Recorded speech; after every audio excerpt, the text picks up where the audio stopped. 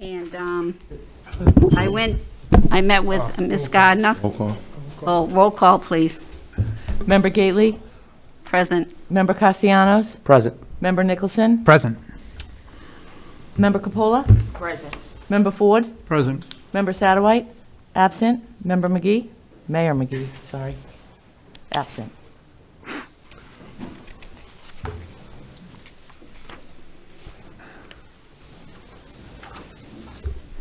We had a presentation last week from the history curriculum. It was on the civics program in the 8th grade of possibilities. Today, Attorney Nicholson and I met with Ms. Gardner and Miss O'Malley, and I'd like to have a discussion about it. So if you'd like to speak, just raise your hand. Mr. Nicholson. Thank you, Member Gately. And thank you for organizing the meeting that we had this morning. I thought it was a wonderful presentation and had a good discussion. The functionality that was demonstrated was, impressive in terms of the interactive nature of the material, both for the educator and the student, in terms of being able to take the standards and the content that was being offered and customize it for particular lessons, and sort of using best practices and technology. I did enjoy the presentation. Thank you for organizing it. Welcome.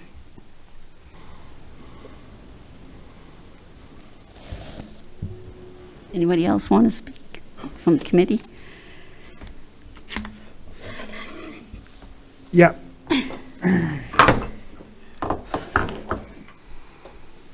Member Gately.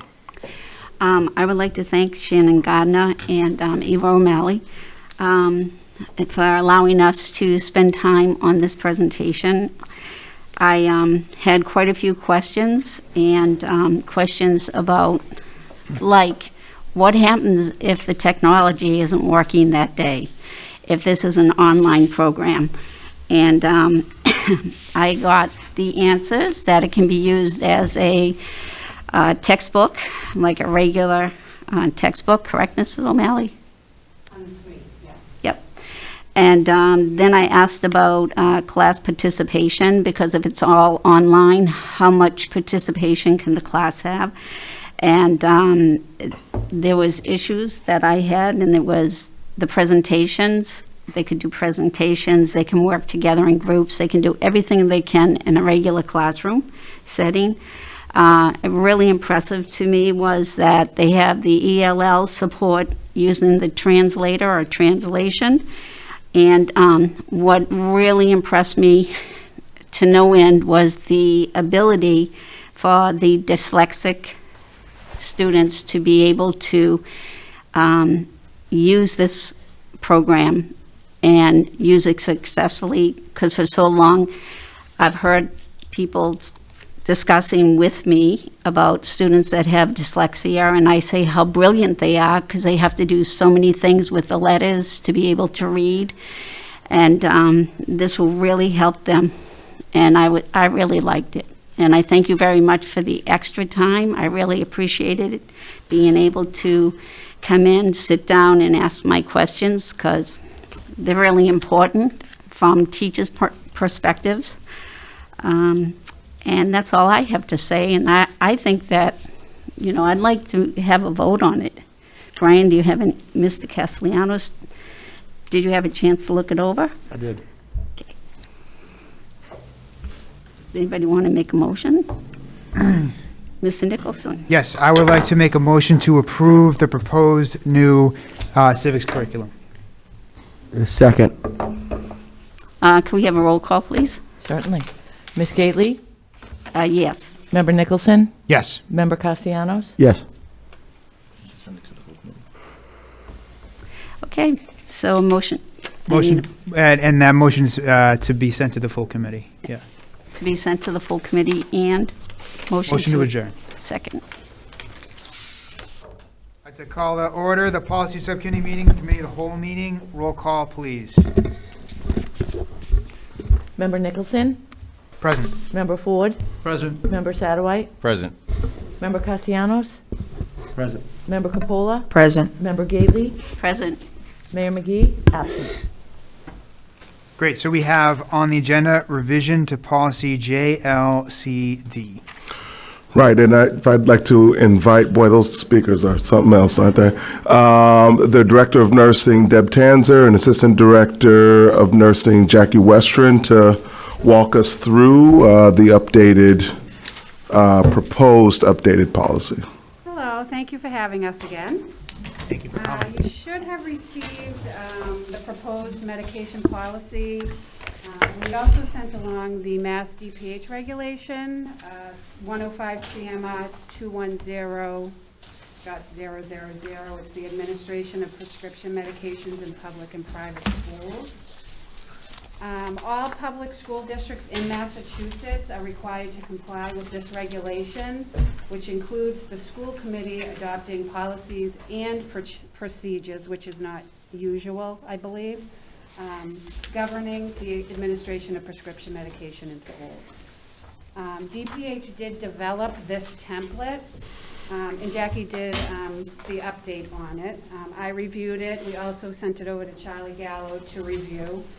We did feel it was important to follow the template that DPH had, just to be comprehensive, to ensure safe administration of medications to students in schools. The nurses are all currently following everything in this.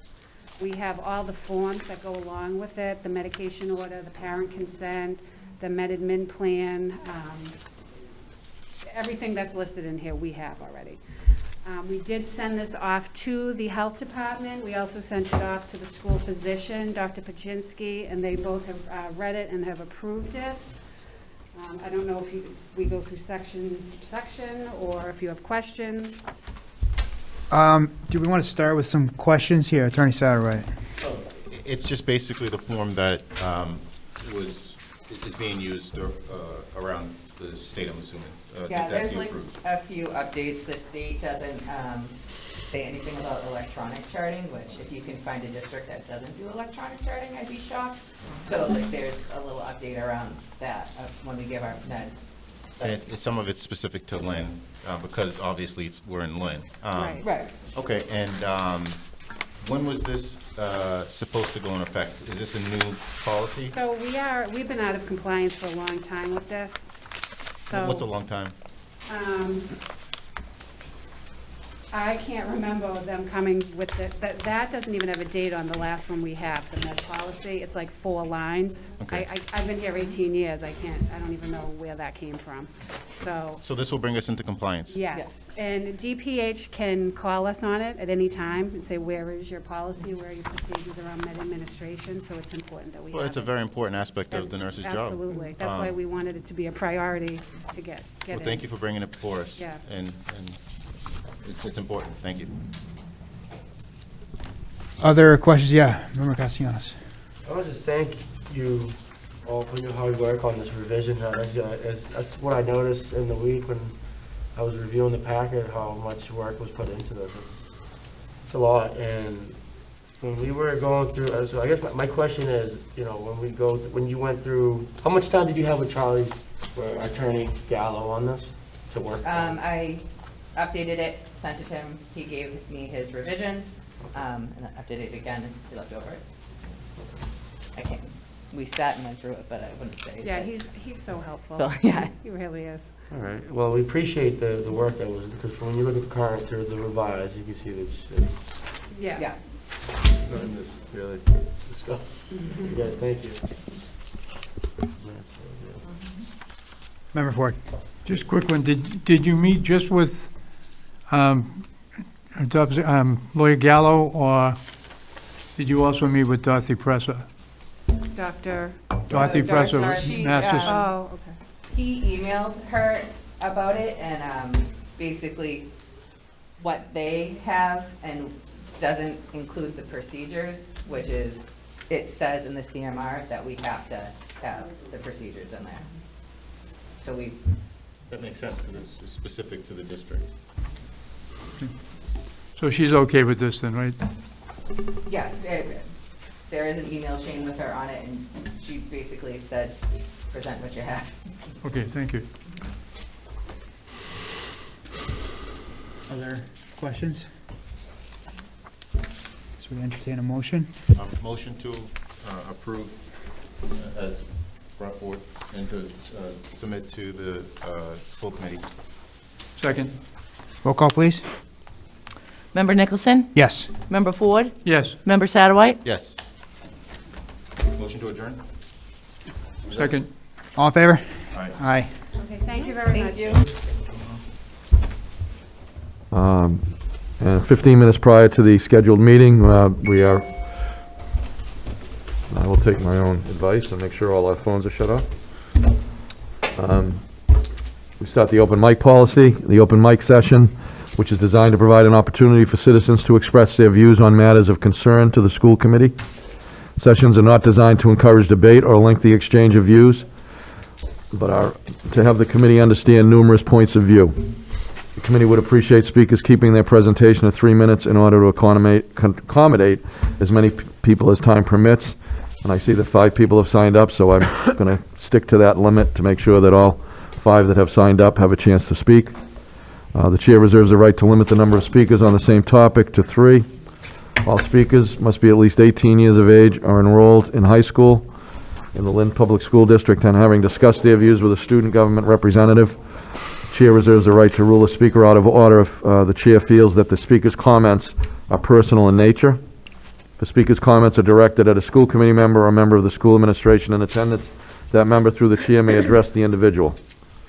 Session will begin promptly 15 minutes prior to the start of the regular school committee meeting. And as it is 6:45, we will begin. So fast saying.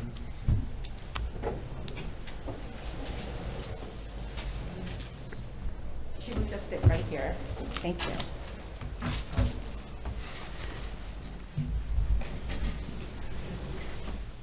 Good evening, everyone. My name is Sapat Singh. Thank you so much, Superintendent, Mr. Mayor, and the school committee members for tonight. So this is one of the quote from one of the moms. She said, "The food quality issues, including the taste to the point where my dog won't eat the meat." So I'm here tonight to talk about some of the best practices, the policy and the procedures that we should be following. We asking fully functioning kitchens, fresh meals at the minimum of 4 to 5 kitchens, community kitchens, same-day meals. Wholesale vendor, MOA, must have production date and best by date. Meals come in with the best by date, which is the same day of delivery. Items will be exchanged, different menu item. Food service will then ask for credit on the replacement items and keep a record. Lynn Public School cafeteria managers must hold serve-safe certificate 5 to 7 hours, employees also. Delivery, LPS cafeteria employees trained to inspect, report, or refuse items not within standards. LPS notes on invoice how many meals were refused. Email nutrition, manager clerical workers. Food quality issues brought to wholesale vendors, milk, food product, meals and snack attention during the daily call with the LPS. Admins discussed by why happened, how it's handled. Monthly report should be sent to superintendent. All the complaints, refusal of food products, any referrals made to the Board of Health, post online LPS website. When the LPS food service notifies student ill over meal, Lynn BOH contact and LPS supervisor contacted. LPS go to that particular school, check the paperwork, HACCP, time, temperature, receiving and holding, ensure cafeteria staff follow all regulation pertaining FDA, MA sanitary food codes. Once Lynn BOH clears food service, then move on to see the virus go around, reports to the superintendent, all complaints on any referrals made to Board of Health, post online LPS website as well. City, BOH have Boston Inspectional Services, show them their model inspection, inspect in public schools and contact Daniel to assist within 10 business days. Lynn Public School staff should be trained for first in, first out, known as FIFO. Lynn Public School cafeteria manager job ensure that his or her staff following this FIFO standard. All LPS from vendor and commodity government foods are always labeled production date or best by date to assist the FIFO best practices model. We all ask that LPS to ask all the wholesale vendors, the milk, food product, meals and snacks label their meals product with dates. Every day, every 17,000 LPS student Could you wrap up? That's 3 minutes. So if you'd like offers to wrap- choices the same as the first student in line to last student in line, period. So I am wrapping up, thank you. Everyone should have same choices, no more discrimination, no more fraud, waste, abuse in our school lunch program. From the first to the last student, safe, edible, and FDA food code standard food for every 17K students, Lynn Public School students from now on. We are asking for better, safe, edible food. Thank you. Thank you. Eva Ali?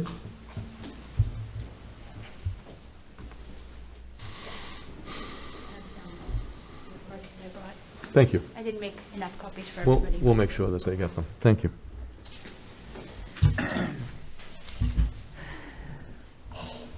Good evening, respected committee members, Superintendent Tutwiler, Mayor McGee. Thank you for allowing me some of your time this evening to bring my ideas and concerns to you. My name is Eva Ali, and I am both a Lynn Schools graduate, go Rams, and a parent of 3 children who are in the Lynn Public Schools. I have 1 middle schooler, 1 elementary, and my youngest participates in the Lynn Public Schools CFCE programs. I highly respect all of the personnel working for LPS, and they have always been helpful and responsive to any issue I've had in relation to the school system and my children. I recently became involved in the issue regarding the food service provider for LPS Revolution Foods due to an increase in posts and comments in a local parent-teacher information group. My family only has limited experience with the school lunches due to religious dietary restrictions. During the COVID-19 pandemic, my children were provided with bag lunches, and they were able to eat the separately packaged fruits and vegetables. During this time, we did not experience any food quality issues. While we personally have not had any issues, I was concerned that some families have received spoiled lunches. So I began to investigate further into the issue and contacted both Compliance Officer Gallo and Mr. Lamano at City Hall for assistance with various documents. Both have been extremely helpful and prompt in their replies. I found that while Revolution has a procedure for food drop-offs, our district has no overall policy document that covers the procedure our cafeteria staff should follow. Revolution drivers are required to check temperatures and note it on the packaging slip, which is to be kept on file at the school for 3 years. I've contacted Officer Gallo this morning, and he is already working on getting copies from my child's school. While we should hold Revolution responsible, we should also be vigilant. We need a procedure in place to inspect meals and document issues and reject them if they are unsuitable. Chartwell's or Revolution has a policy document in place already. That would be this one, for their own incoming food that they accept to prepare for our schools.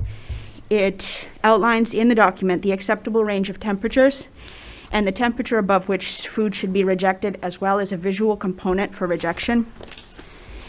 In an effort to not only bring complaints to you, but also to be an active part of the solution, I wanted to create a document that would be an example of what I, as a parent, would feel would put my mind at ease. So this is like check-in, time, date, temperature, visual inspection, and initials of the person responsible. And then in the event of an issue, a discrepancy or a spoilage issue, another form, something like this would make me feel more comfortable as a parent knowing that the cafeteria employees were looking at things. I would also like to request that in addition to stricter inspection and documentation, that Lynn Public Schools consider adding a halal and kosher option for students that have dietary restrictions similar to my children's. We have a diverse population, and it is a painful inequity that a portion of our student body is not able to receive a lunch on all days as their classmates are.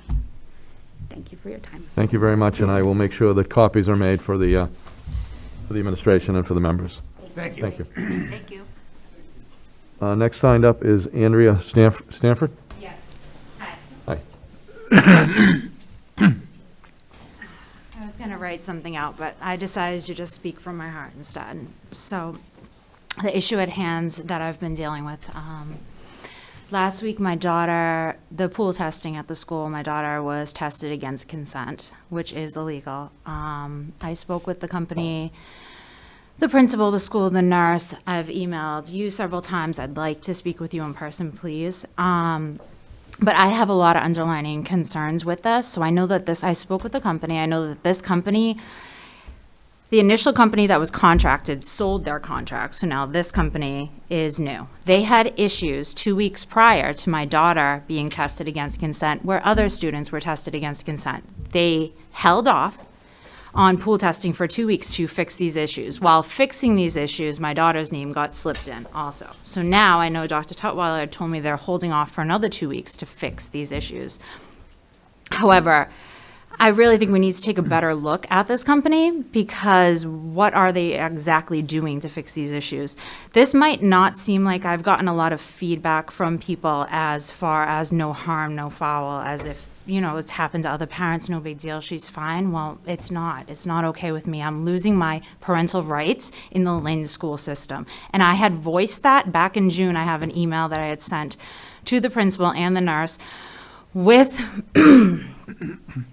sorry, I'm shaking, with my concerns regarding this. Then in September, again, I had voiced that. I very much follow my intuition. I did not feel safe in this aspect. I have followed the guidelines put in place, no matter how much I question them.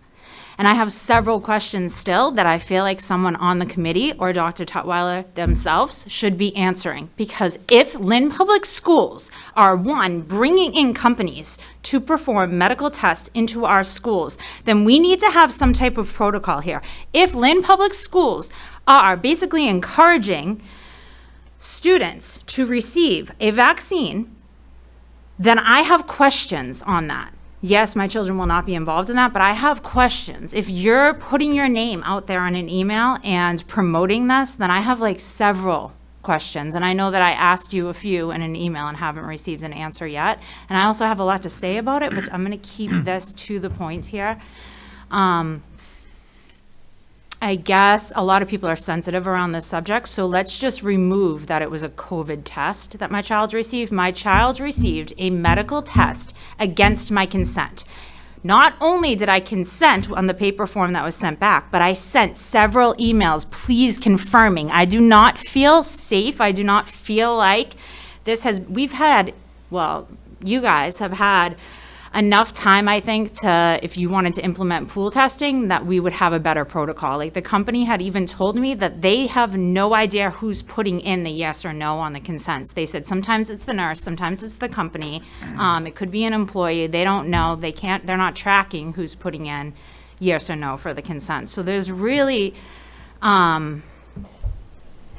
basically like an apology is what I'm receiving, and I'm not going to stop. Like, that's not good enough for me. I'm seeking change with this, and I'm also asking for someone to please speak with me.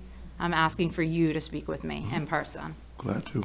Yeah, and I'm asking for paperwork also. I want the paperwork where I consented no, just because I'm gonna take this matter further than this room here, but, so, as a parent, like, I refuse to lose my rights. I'm already losing a lot once my child steps into that school, and there's certain things I will not back down on, so, thank you. Thank you. Alfredo Vieira. Congratulations. My son is a special needs student, and he goes to the Lynn book. The food quality is awful. Number one, you guys know that this is a broken system, and you have done nothing about it. And I'm sure all of you are on Facebook, and on this Facebook with the Lynn Public School that these families started, all you see the complaints, but you guys have nothing to do, nothing to fix this problem. You guys will not give your own kids the food that is given in the Lynn Public School. And if you say, yeah, I would, well, let me give you the water food that you give my kid, and the vote. One is, my son is special need. There's supposed to be a teacher's aide following him. That ain't happening, right? When he asks a question about certain subjects, he's getting denied an answer because he asked twice. Special need, the teacher's got to be aware of how to teach these kids. Smart kid, he can go a long way, but the Lynn is making him fall back, especially with this COVID thing. right? He's supposed to get public transportation. He hasn't got it, right? Not that I complain about that, but I'm just letting you know, because I can take him to school back and forth while this COVID thing is hectic. He went to the nurse's office last week with a stomach ache. He was put in the same room with a kid that had a high fever. And that's a protocol of COVID symptoms that tells you not to put a person in the same area that if he's not known to be COVID positive, but he's anybody that gets high temperature, they're not put in the same room as a kid complaining of a stomach ache. So you know your system is broken. Let's fix it. You know, let's stop beating around the bush with the food quality. Stop beating around the bush. Let's get this system fixed. Other schools don't have this problem. If you need help, look at what other schools do to have good quality food. You know, I'm ashamed because not even in prison, I hate to say this word, not even in prison you get this quality of food. So you guys should all be ashamed not fixing this problem, especially you. You're the superintendent.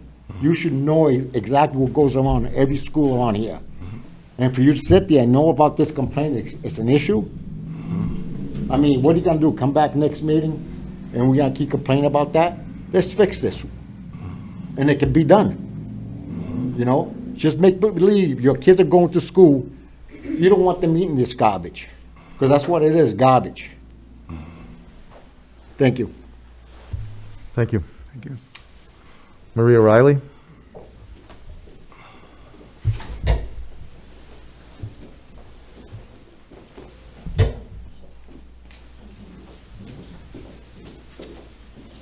Good evening. Good evening, everybody.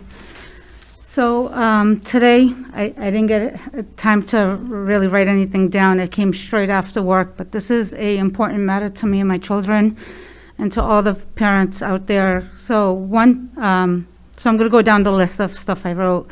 One concern is the spoiled food. So we started getting the lunch bags, September, when COVID happened, we were getting the bags of lunch, picking it up. I've noticed on a handful of occasions, food that had blue mold on it, food that looked like it was questionable. And I noticed every single lunch we've received, maybe 95% of the time, had cheese on it. My children have really severe dairy allergies, not just lactose intolerant, but severe allergies where it causes them pain. My youngest has a special case with casein, which causes a developmental delay in her brain. So she can't have anything with casein in it, and casein is found in dairy. So this is another part where both my kids are special needs. One's in high school at Lynn Tech, and one's at the Cobbett School. Now, both my children have been in the Lynn education. My son longer than my daughter, of course. It's in their it's in their records. It's in their medical records with school that they cannot contain any dairy products. And to this day, I'm told I need letters from doctors, which both my children's doctors have faxed it over to them, and I have hand-delivered these letters on a yearly basis. And they're still refusing to take those into consideration. Just yesterday, my daughter's teacher scraped cheese off a cheeseburger and handed it to my daughter, who has the developmental delay.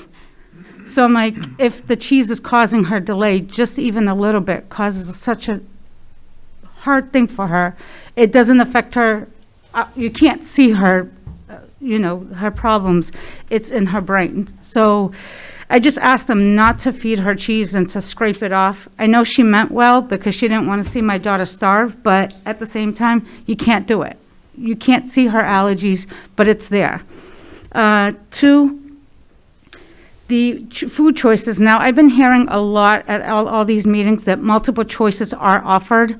There are no multiple choices, because I do ask them on a daily basis, what are your choices? And they're like, there are no choices. We get one lunch and we eat it, whether it's cold or room temperature or whatever. If we don't like it, we still have to eat it. My son will eat it. Even though he has a dairy allergy, he'll eat it, and then he'll have problems later on, stomach aches, bathroom visits. But my daughter, she won't eat it. She'll just throw it away, or she'll ask another student if they want it. And I'm worried because she comes home hungry. So another thing is, what I want to touch base is I've talked to the school nurse many times for both my kids, and I keep getting the same thing: send a letter, send this, send that.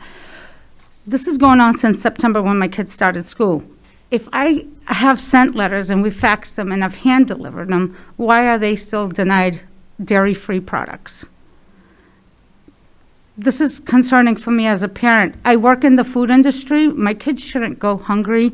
And somebody said to me on a Facebook post, why don't you pack your kid cold cuts?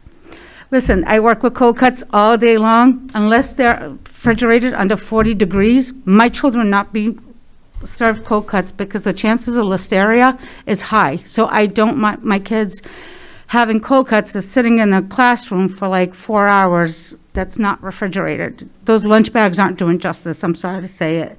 So I just want, this taken into consideration that children with food allergies or food with problems should really be looked into.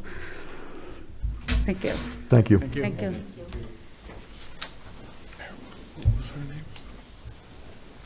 Maria.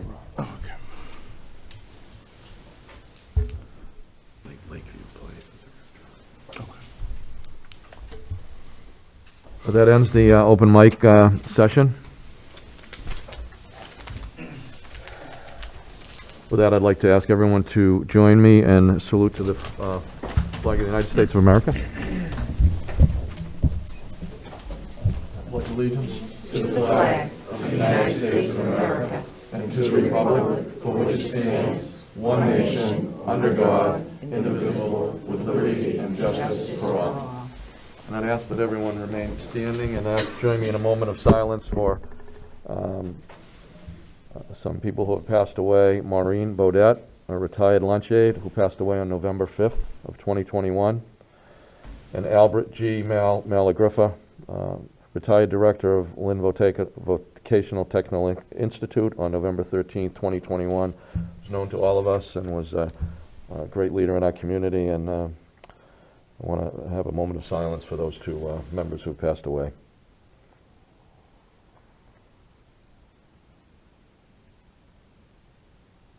Thank you. Start with the quorum roll call. Member Castellanos? Present. Member Capola? Present. Member Ford? Present. Member Gately? Present. Member Nicholson? Present. Member Satterwhite? Present. Mayor McGee? Present. First on the agenda is minutes. Entertain a motion. Make a motion to accept the curriculum subcommittee meeting on October 28th, 2021. Is there a second? Second. Second, roll call, please. Member Castellanos? Yes. Member Capola? Yes. Member Ford? Yes. Member Gately? Yes. Member Nicholson? Yes. Member Satterwhite? Yes. Mayor McGee? Yes. Make a motion to accept the 16th regular meeting with executive session minutes on October 28th, 2021. Second, roll call, please. Member Castellanos? Yes. Member Capola? Yes. Member Ford? Yes. Member Gately? Yes. Member Nicholson? Yes. Member Satterwhite? Yes. Mayor McGee? Yes. Make a motion to accept the committee of the whole meeting on November 3rd, 2021. Second. Roll call, please. Member Castellanos? Yes. Member Capola? Yes. Member Ford? Yes. Member Gately? Yes. Member Nicholson? Yes. Member Satterwhite? Yes. Mayor McGee? Yes. Next on the agenda is presentations. Dr. Tutwiler. Yeah, happy to. If I could just lean, Mary, can I trouble you to cut that light so folks can see the screen? Last Friday, you received some data. Oh, actually, flip it. There you go. Thank you, Sheila. Representing what we sometimes call assessment season last year. I'm happy to present on that. Admittedly, this presentation is happening a little bit later than it normally does, maybe by a few weeks. In any case, we wanted to make sure that we had or could paint a full picture with both MCAS data as well as that on English learner progress toward English proficiency. At this point, not only do we have all of the data, individual reports have already gone home to families. I often talk about the context and how much it matters. In so doing, it behooves me to be careful about describing context as an excuse. Quite the contrary. Describing the context helps us deepen understanding. I don't need to spend a lot of time describing last year's context. I think we all know that it was a never-before-experienced scenario that created disruptions to nearly every process or event we experience in our day-to-day lives. Beyond known inconveniences, Lynn was one of the hardest hit communities last year, which resulted in the need to take safety precautions. Those safety precautions limited our ability to reach students in the ways that we know best. It also required us to create new pathways for instruction and outreach. I remain deeply proud and appreciative of the effort our educators put forth in developing new systems and structures to meet student need. In all, we've made a major shift last year to facilitate teaching and learning of the size and scope never done before. That is worthy of the utmost praise. Finally, all of the challenges that we're working in earnest to address prior to the pandemic carried over into the 2020-2021 school year. Many, unfortunately, were exacerbated by the context in general, by some of the limitations of our approach. Given that context, there's some additional notes with which folks should be familiar. First, as part of the historic element, for the first time, students were allowed to take the MCAS remotely, Massachusetts being one of 6 states that allowed for that kind of access. This was so for grades 3 through 8 only in Lynn. And in Lynn, about approximately 20% of the students accessed the assessment this way. Grade 10 assessments were required to be taken in person, likely due to the high stakes element for graduation. With respect to growth, the Department of Elementary and Secondary Education needed to account for the context and the fact that there were no school assessments during the 2019-2020 school year. Accordingly, the calculated growth according to the 3-year, they calculated growth according to the 3-year baseline from years prior to the 2019-2020 school year. DESE marked the 2020-21 assessments as diagnostic assessments. That means that the state had dispensed with the accountability measures for that school year. The scores are proposed to be used simply to better understand where students are and to inform how districts might target resources and strategy. Lastly, given that there was a broad range of school experiences across the state has consistently discouraged districts from comparing outcomes to those for other districts. Case in point, DESE typically provides aggregate data for urban districts across the state, which we also often use for comparison. They did not do this year for the stated reason. As such, you will note that nowhere in this presentation is there a comparison to other districts or even the state aggregate data, which we typically do. The only exception would be on the access data, and I'll say more about that in just a second. So I realize that for the folks in the room, this might be a little bit hard to read, but let me talk through it because the color coding might help. I'm going to dive right into the achievement results and start with MCAS ELA for grades 3 through 8. In the left-hand frame, you can see the breakdown by grade on the performance continuum from not meeting expectations to exceeding expectations. As predicted, across each grade level that participates in the test, there were smaller numbers of students exceeding expectations, which is the green, and a larger percentage of students not meeting expectations on this assessment, which is the red. Laid out in the right-hand frame is the data delineated by grade over the past 3 years, noting that there was no spring 2020 assessment. For the purposes of understanding where last spring's administration fits in comparison to that, for 2019 and 2018, we've posted a scaled score change from 2019 to 2021.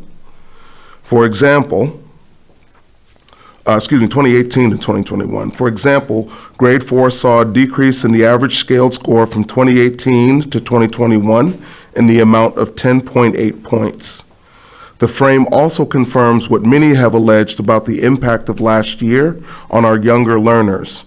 You will note that the scaled score change decreases as you go up in grade, with the smallest change happening in grade 10.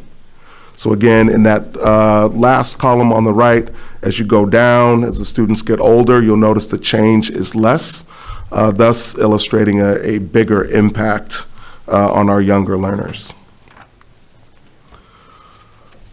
There are similar trends with the math outcomes, although you will note that there's a fairly disparate performance between math and ELA. Students performed much better on ELA.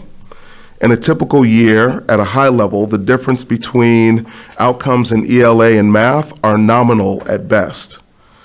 At a glance on this slide, you can see that there were significantly higher percentages of students not meeting expectations, as is evidenced by the red shade in the bars in the left-hand frame. Further, as is clear in the right-hand frame, the scaled score changes from 2018 to 2021 are notably more significant than that for ELA, meaning there was a bigger gap in the performance in math than for ELA. This is, however, the same trend where students in the younger grades appear to be more deeply impacted than older students by virtue of the scaled score change from 2018 to 2021. Again, as you go from the top, grade 3, all the way down to grade 10, you'll notice that the difference gets smaller and smaller.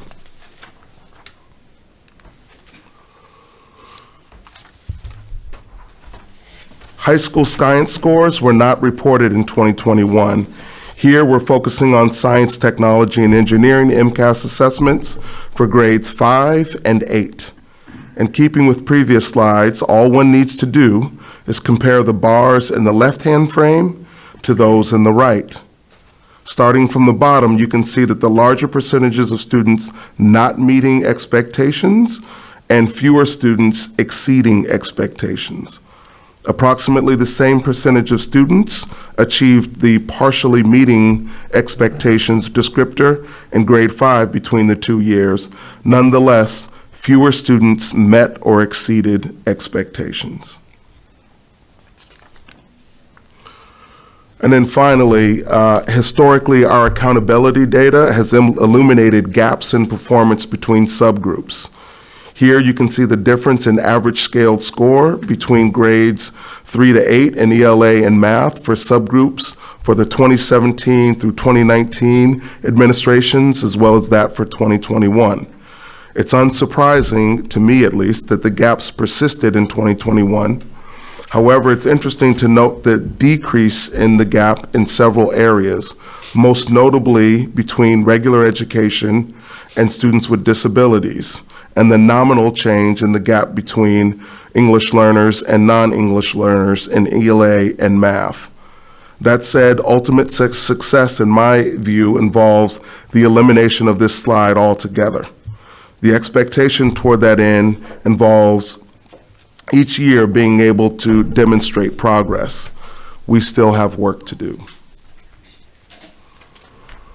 Transitioning to access, again, this is a mandated assessment that measures progress toward English proficiency for English learners. By way of quick reminder, this assessment has to be facilitated in person and assesses the 4 language domains of listening, speaking, reading, and writing. You'll recall that one accountability criterion involves the percentage of students tested. This is a bright spot for the Lynn Public Schools. For the total number of English learners assessed, only Boston had more.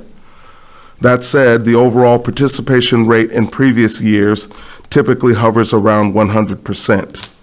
Here, I just want to highlight the effort on behalf of the teachers and building leaders with outreach in preparing the vast majority of test takers to engage safely on site while other students were learning remotely. With the exception of the 2020-2021 school year, we have made progress toward English language proficiency, a focus in our learning goal. To be clear, the percentage reflects the number of students who have made progress in an assessment year. Our goal has always been to match or exceed the state average. We've yet to do so and continue to work in earnest to meet that goal, but you will note that the state trend matches the outcomes in our district. Notably, in the 2021 administration, there was a significant dip from previous years, but very much on par with what happened statewide.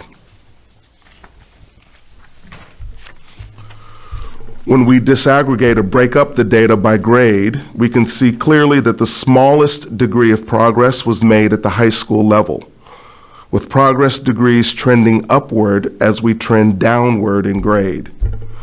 This trend is typical. However, noting the need for additional supports and interventions at the high school level where we see the most churn in 9th grade, and by that, I mean the largest enrollment of new students in that grade. These all students, Uh, you're not including. Excuse me. You're not including special needs students. Excuse You're me. not including. I wanna see a Excuse me. special needs students. Excuse me, there's no comment during the meeting. I know there's no comment, but I find this very discrimination against Could you- special needs excuse- students. This is very discriminatory. Excuse me, sir. Allow us to continue the I meeting. don't know what the upgrade is of special needs. Are they progressive? Because this has no good to me. Excuse me, sir, could you? Tell me about special needs. It's on this slide right here. I've already spoken to it, noting that the gap between special needs students and regular ed students actually decreased in terms of MCAS outcomes from last year. But then you go to the access of 2021. That was last year, but you're not saying how progressive they are. Excuse me, I understand that you have questions. We're trying to move through the presentation and allow the superintendent to make the presentation. Special needs. I don't see the progress on this on special needs. Dr. This Tutwiler. is very discriminatory, Again, sir, very racist. sir, please, we're trying to complete our meeting here. We had the public comment earlier. We're trying to go through the presentation so that we can have questions from the committee and complete the meeting. Your presentation include your special needs, include all the students. Meaning black, brown, Asian, special needs. And you're not doing that. Sir, I'm happy to send you, that's what this slide is, sir. I'm happy to send that to you. That actually breaks, I know I'm out of line here, Mayor, but Dr. Tutwiler, please. this slide, For the whole year, no, they won't do the whole thing for the whole year. My kids are falling behind. A lot of special needs are falling behind. He can sit there, but he won't tell you what he's gonna do to fix the phone. actually, that's coming up. Could you- That's could you- next. please, That Dr. is Tutwiler. next. I'll continue on. He's leaving for the response, but I will continue. The improvement effort is already underway. Admittedly, we are doing so amid existing challenges of the pandemic. Nonetheless, many of the research-based improvement pillars we've employed with success previously will continue. This begins with understanding the data on a deep level for all students. We always begin with employing research-based protocols that help us understand the data. This allows us to target interventions and refine the approach. All schools convene teams to analyze the data and identify areas of focus for the school year. Additionally, the curriculum team has engaged in an analysis effort to determine from a district level what sorts of professional development we need to provide or find. The point here is to tailor the district support for schools as they begin the improvement effort for the year. As I mentioned at the beginning, a big piece of the improvement involves in-person, beginning of the school year, a big piece of the improvement effort involves in-person learning. The ability to work closely with students in person is key. Further, all of the related benefits, social, emotional, and otherwise, of in-person learning will contribute to improved outcomes. These efforts will not work unless students are attending regularly. With respect to day-to-day instruction, the district is working on refining its learning acceleration model. As I've mentioned before, our efforts on instruction focus squarely on acceleration, not remediation. When we accelerate learning, we focus on grade-level content for all students with the appropriate supports. We also channel our core value of high expectations through this approach. Conversely, we do not remediate, which is an ineffective approach that involves teaching previous grade level content with the misconception that they must master that before accessing current grade level work. The research has consistently deemed this approach as ineffective. We're focusing our instruction effort on a model that is research supported and completely aligned with the Department of Elementary and Secondary Education acceleration model. In keeping with the Department of Elementary and Secondary Education acceleration model, ours is being built on three important foundations. The first involves fostering a sense of belonging and partnership among students and families. In keeping with our core values of collaboration and shared responsibility, refining the partnership with families and ensuring that students feel welcome and connected at each school are key foundational aspects. Continuously monitoring student learning, student understanding, and responding accordingly will continue to be the focus of the iterative process of instruction, analysis, and response in classrooms across the district. Lastly, acceleration is built on understanding that the students are accessing grade level content. Determining the appropriate scaffolds to help them access that content is critical. These are the priorities that we will continue to refine and will be the driving forces in the development of school improvement plans. Here, it behooves me to mention that these are not new initiatives. Clear in each one of the priorities are existing programs and approaches in the district. The key is to refine them to ensure maximum benefit for students in this context. 2 years ago, I mentioned or used the descriptor measured urgency to capture how we are approaching the improvement effort. Improvement efforts are always in the fore of our thoughts and an existing feature in our discussions. Any improvement effort needs to be thoughtful, strategic, and feasible. As I said at the beginning of this presentation, we find ourselves in a very interesting context, one full of many external forces and factors, many of which have an impact on learning. Measured urgency, that's how we're approaching the work again this year. Make no mistake about it, there are deserving young scholars in our classrooms, and there has to be a sense of urgency around meeting their needs. At the same time, the approach to meeting their needs has to be thoughtful, intentional, feasible, and sustained to be effective. Happy to respond to any questions you might have about that data. Member Satterwhite? Are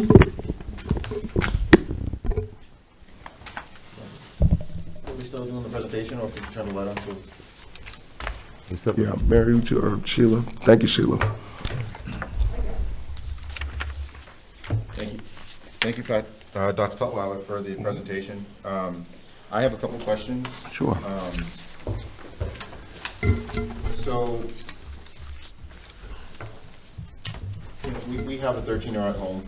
We know the impact of remote learning and having to take a test in your basement. You know, come on. You know, it's right. It's been a struggle. So,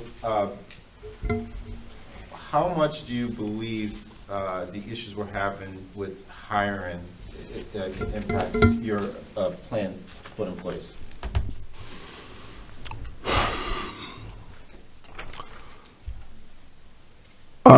I would say from the standpoint, actually in reference to the gentleman's concern, our biggest concern is around, or my biggest concern is around related services. We have a full complement of ESL teachers. We were able to fill every position. We were able to fill most of our, almost all of our classroom positions.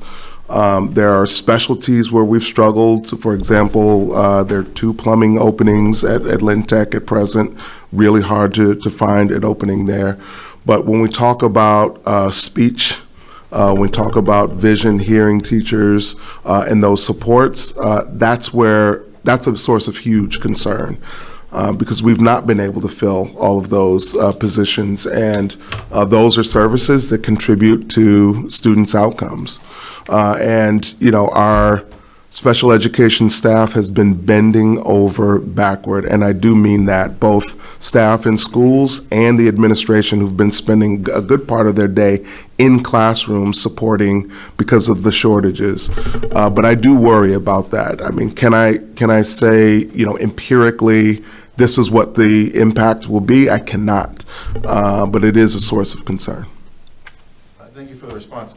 So, as a special education attorney, you know, this is what I think about, and it's important. So, the data that we have here with the scaled scored achievement gaps by subgroup, is the improvement in some of these based off of something that we've done, or is it that COVID impacted all students, and those that typically would score higher or exceed didn't do that this time around? So one of the biggest challenges with this data is that there's a lot of things that happen that we can't explain, right? Or there's a lot of variables that we didn't have any control over, right? So students didn't have in-person learning, and frankly, not a lot of new material at the end of the 1920 school year. They began the 2021 school year in a mode of learning they'd never done before, and neither had the staff. And I will say, you know, some students, particularly, you know, one thing I can say definitively, you look at older students, there was less of an impact, because they can read, right? They're more mature. They have stay power in terms of being on Zooms for a long period of time. When you're in third grade, or you know, a student who might you know, be challenged with a learning disability, there are all sorts of, you know, things that are much harder for you. But it's really, really hard given the inconsistency last year, the uncertainty, the challenges in homes, many of which we, you know, didn't see or weren't aware of, you know, when students were learning remotely, that impact this data, which is why, thankfully, the state is calling it simply a diagnostic. But if you're asking, because I did note earlier that the difference, that the gap actually got smaller between students with disabilities and those without. The African American black compared to whites went down. Right. So right. I can't offer an elegant response for why that is. Okay. So it could be a mixture of something that we did, or and the fact that just COVID impacted all students, so that's why the comparison decreased. Could be. Okay. And now, on the measurements, you said your goal is for measured urgency. We don't get this data as frequent as we need in order to use just this data to measure where the students are.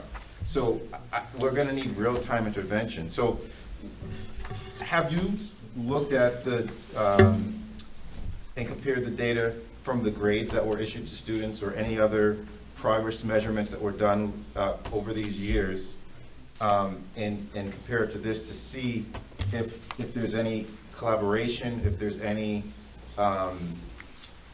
data that could be at least a pinpoint so we can use real-time intervention? Because you can get grades for these years. Absolutely. I would caution anyone from trying to make a causal connection between a student's grades and their outcomes on an assessment like this. I would say closer, you know, and causal is probably not even the right word, but a closer or a better sort of reflection of, okay, you performed this way on this assessment, so I would assume that you would perform the same on an MCAS, would be our iReady assessments, which are standards aligned assessments, and give us a sense, you in a really detailed way, what elements or what pieces of the standards or what skill sets a student is struggling with. That is, for us, a much more enlightening tool than a grade at the end of a quarter of trimester. So my issue with that is I don't want us to year-round continuously teach for a test. We don't. So is iReady We don't. an organic process where it's just a part of the curriculum and it's... Yeah, this is, I didn't mean to cut you off. MCAS is a standards-aligned criterion reference test, probably closest to the definition of what some would call a summative assessment.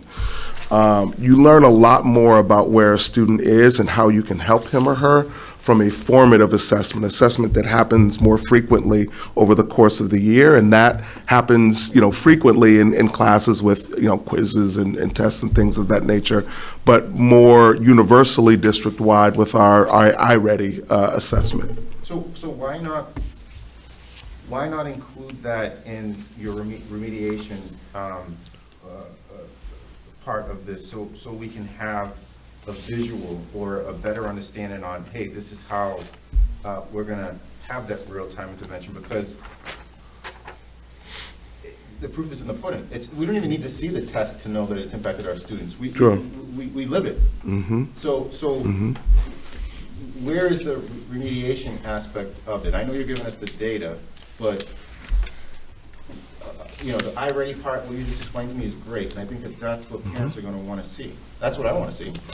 So on that very first slide, on I don't know what slide number it was, 12 maybe, but where it's got the blue part at the top, where it says deep data dive and respond to areas in need of improvement, that's what I'm referring to.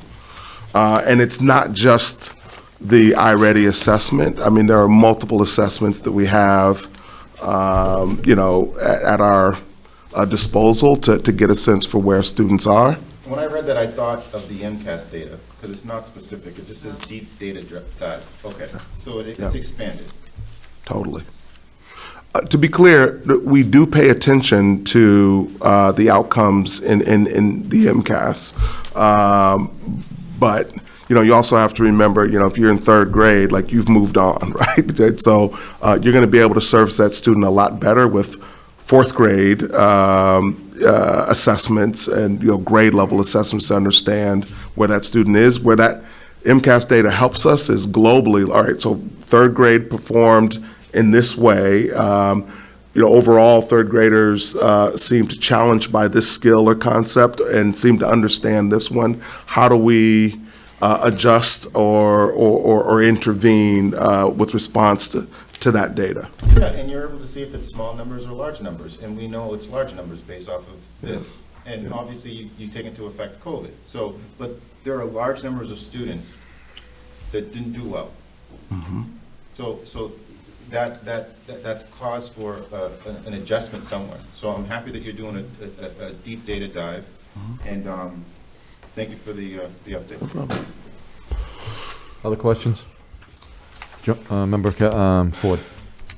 I just got, Dr. Tuttle, I just got a quick question. Sure. Do we currently have a lot more teachers teaching on waivers versus certification? No, because the state still has its emergency license provision. So, most of our teachers are licensed, vast majority.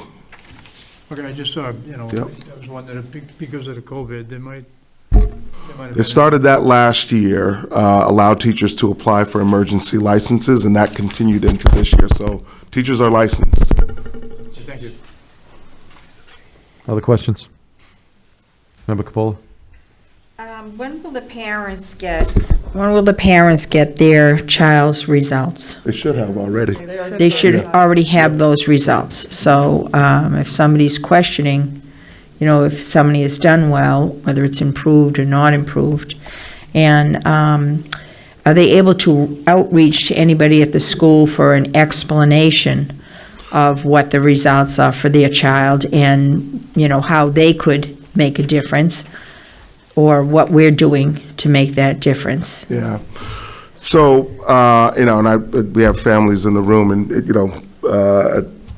at some point, would love to hear from them. But I can tell you from my own experience, having had children who took the MCAS years ago before the next generation assessment, and the difference in how the state reports and explains a student's performance on a next generation assessment, I think it is robust. And it also gives them a sense for how their student performed compared to other students in the class. You're like, okay, I get a sense for, or I understand where you fit in sort of in terms of how your class performed.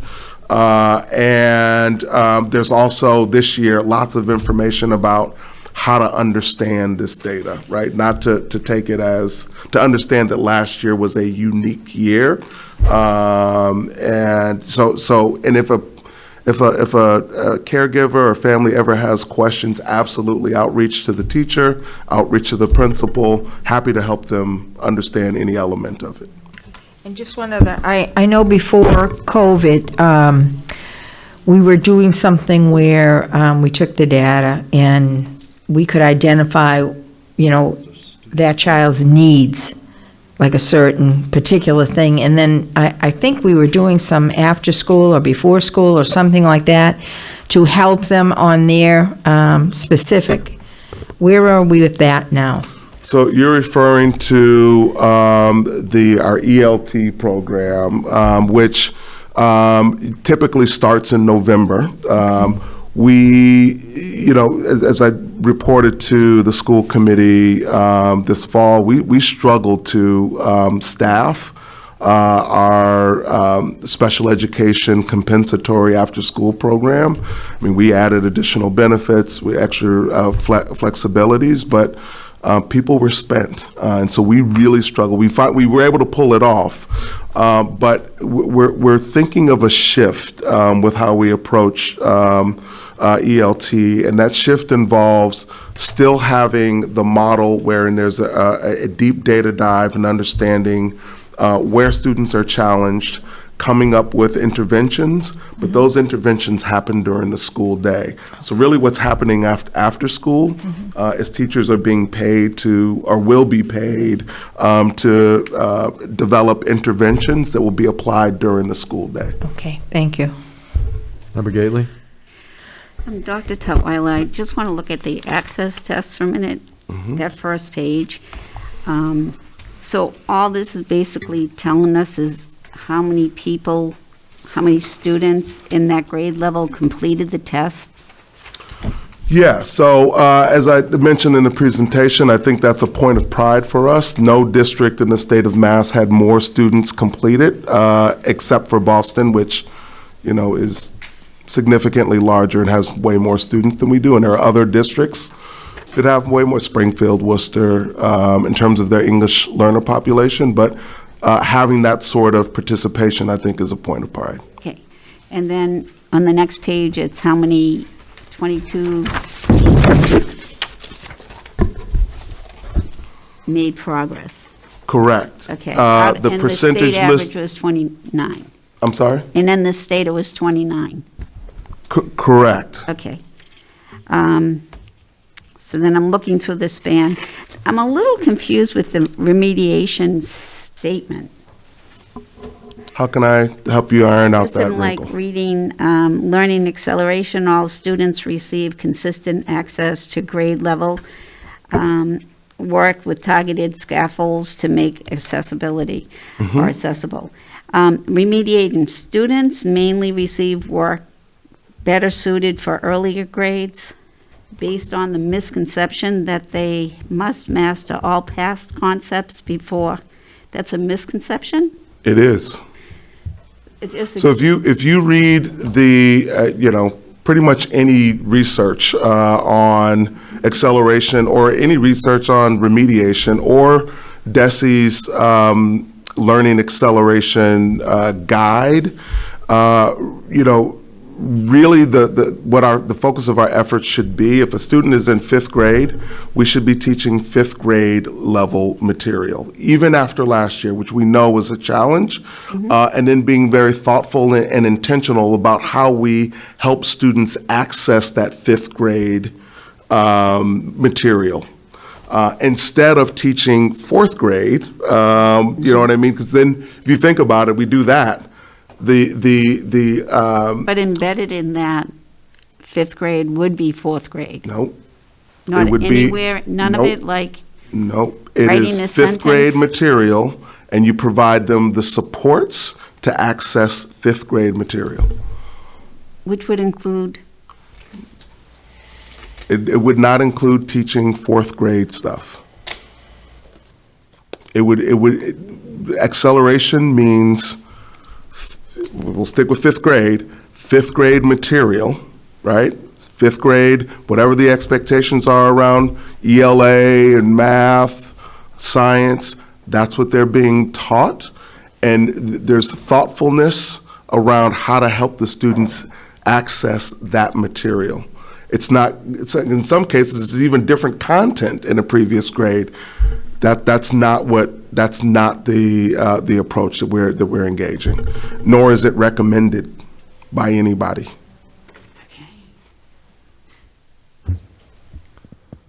that is still Maybe Kim or Deb can confusing to explain me it better than I because- am. Research on this, much of the research on this acceleration strategy came out of Hurricane Katrina. And at that time, the response was to go back and teach all the previous grade level material.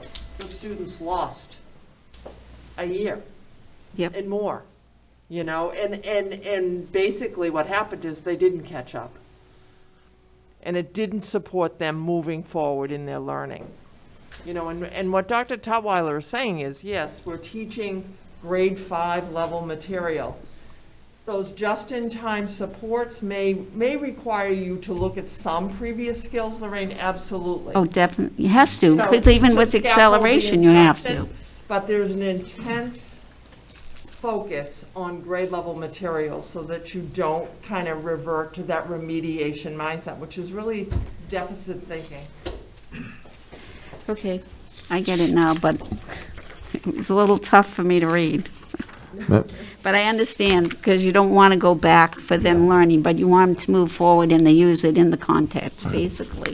When Like you if you think was- when you think of special education teaching, right, we teach to the grade level that they're at, but we provide them an access point. We provide them with supports that allow them to access that grade level standard work. Mhm.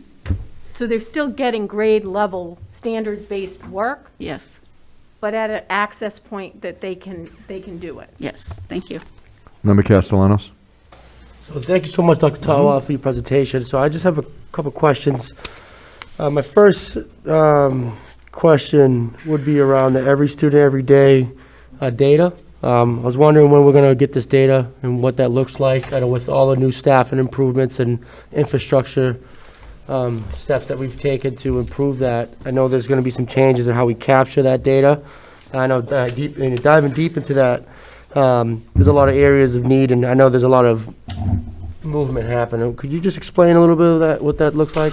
Yeah, I mean, I'll say a couple of things. First, you know, last year, the overarching goal was for an average daily attendance rate of 90%, right? That's what we aimed for. We exceeded that. Last year's average daily attendance was 93%. We have the same goal this year, noting or backing out students who you know, need to quarantine, you know, due to the medical direction, say you can't come to school, we'll back that data out. But I can give you an update where we stand on that, even at our next meeting.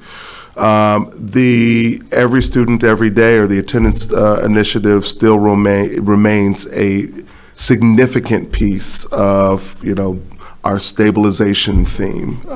Really trying to address, you know, whether it's food security, mental health challenges, housing stability, whatever barrier might be preventing a student from coming to school, you know, we are really trying to work with families, partner with families to address that. We've got a 56% increase in clinical staff, social workers. They are busy all day, every day, and a big piece of that effort. But I'm happy to give you an update on that on 12/9, and I can give you an update also on the diverse hiring initiative, which I'm excited to share Excellent. on that date. Thank you so much. I just, the supervisor of attendance positions, I know initially we went with the two positions, but where do we stand? I know we have one filled. Both filled. We have Both two, are excuse me. filled, but our new supervisor of attendance just recently had twins. That's why I said, so I knew this, so that's why I actually asked that question. Sorry if I used filled, but are we, how are we prepared? And reporting that all are doing well. She plans to return sometime in January. Excellent. And just for I know you mentioned the DESI acceleration model. You went through it thoroughly. My colleagues answered a couple of questions that I had similarly. In terms of the acceleration priorities, could you kind of dive deep into what, SMART priorities? I don't know why I came up with my own term, SMART priorities. How are these? How did you guys figure out the top three? Like, I know there must have been other. Oh, it was easy. We copied them from DESI. This is part of every district that I know of, and as a co-chair of the Urban Superintendents Network, I can tell you that every urban superintendent's meeting has a focus on the acceleration, a piece of the acceleration guide. It's something that we all believe deeply will support, moving students in a really positive direction. Those three priorities are priorities that we agree with deeply, but those come directly out of the acceleration strategy. I knew they were replicated, but were there other ones that you could select from, or these are your three? This is what we got. Okay, no, I was just wondering if there was other priorities. Thank you so much for clarifying. No problem. Thank you. Thank you, Dr. Tutwiler. I just have a follow-up question. Yes, Member Satterwhite. On the last page, I believe we went over. No, I took that out. I shared that with you, and I will put that back in case families want to look at it when we post this. I did not go through that because it's every school's data. So that was for your information. Plus, you wouldn't be able to read it up on the thing there also. Am I able to ask questions about it? Sure. Okay. So the schools that met or exceeded expectations were not surprising to me. And did you dig deep to see why that was? Glen Woods, Sewell Anderson, Sisson, and Aborn. What I would say is that those are schools that consistently achieve that. And some of these schools are in the teens. Yeah. This is one reason why I support the commissioner's, edict, for lack of better expression, around not comparing, because the differences in experience, even in neighborhoods in the same municipality, can be significant, and so you might have a situation where in one neighborhood or one community or one district that a school is serving, there might have been not as hard hit by COVID, or might have had better attendance, or might have had fewer issues around Wi-Fi access. All of those things figure into it, and so I'd like to have if that's a possibility. Like, you can ask these principals, what do you think impacted this? It would be great to have that information. That's why I'm going to do a survey. It's the same things, the issues that were before COVID for some of those students. They're enhanced with They're enhanced COVID. by COVID, Yeah. yeah, absolutely. Thank you. You're welcome. Thank you, Dr. Tutwiler. Next on the agenda, under new business, there's a request to accept the donation. Can I? Absolutely. Ruggiero? Yes, please. So the donation was given by FC Padova Soccer Club. He had an exorbitant amount of sweatshirts and, sweatpants, sports paraphernalia that he was looking for a home for. And I had happened to mention to him, we were at a similar event, and I happened to mention how Fect O'Leary is often asking for any, sweatshirts or articles of clothing that students could have access to if they needed it. And so he was cleaning out and provided $1,600 worth of clothing that has already been delivered to Fect O'Leary, and Ms. Durgan Scully was very happy to receive them and actually made a comment that day, it was that cold day this week, and that she had students who had come without proper clothing, to keep warm, and she was thrilled to have it. So I hope you accept the donation. Thank you very much. Motion? To accept the donation from FC Federa Soccer Club to Fect O'Leary Junior Senior High for a variety of sweatshirts and other clothing valued at $1,600. Is there a second? Second. Second, roll call, please. Member Castellanos? Yes. Member Capola? Yes. Member Ford? Yes. Member Gately? Yes. Member Nicholson? Yes. Member Satterwhite? Yes. Mayor McGee? Yes. Next on the agenda, food vendor contact review, Dr. Tutwiler. Yeah, I'm happy to speak to that.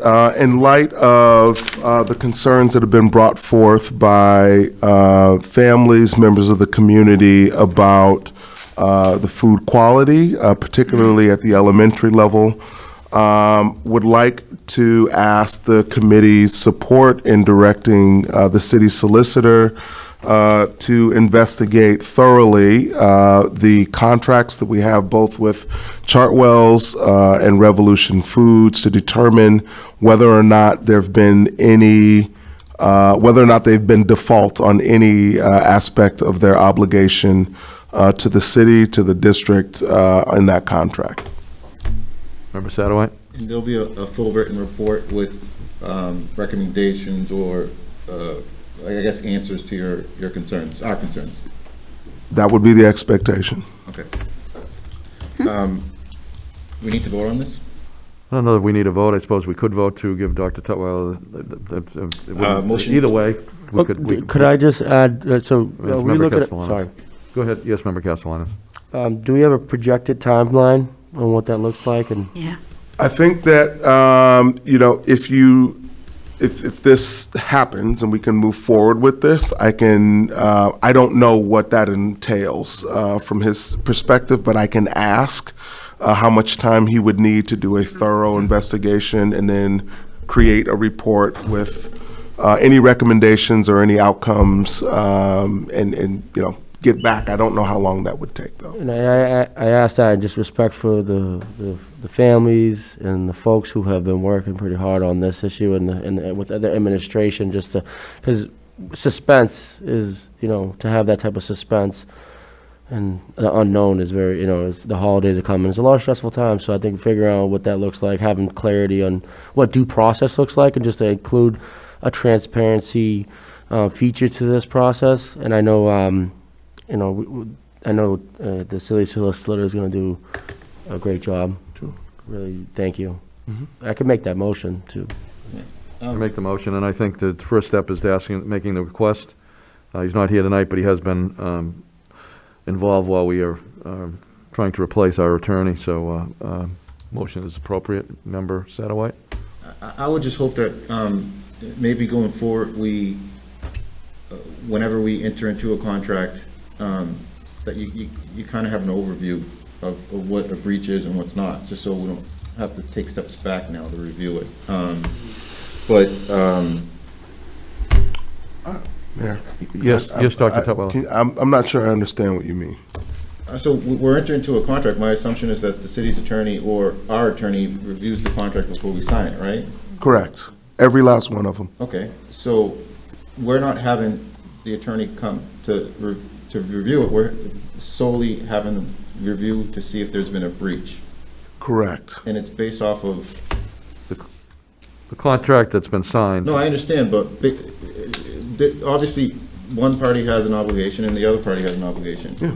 So what part of it, like, are we taking all the allegations that we've got from the public meeting and seeing if those are breaches, or are we I think I would like to leave that. I'm not a skilled investigator. I don't know how he would approach it, but he was at the public meeting.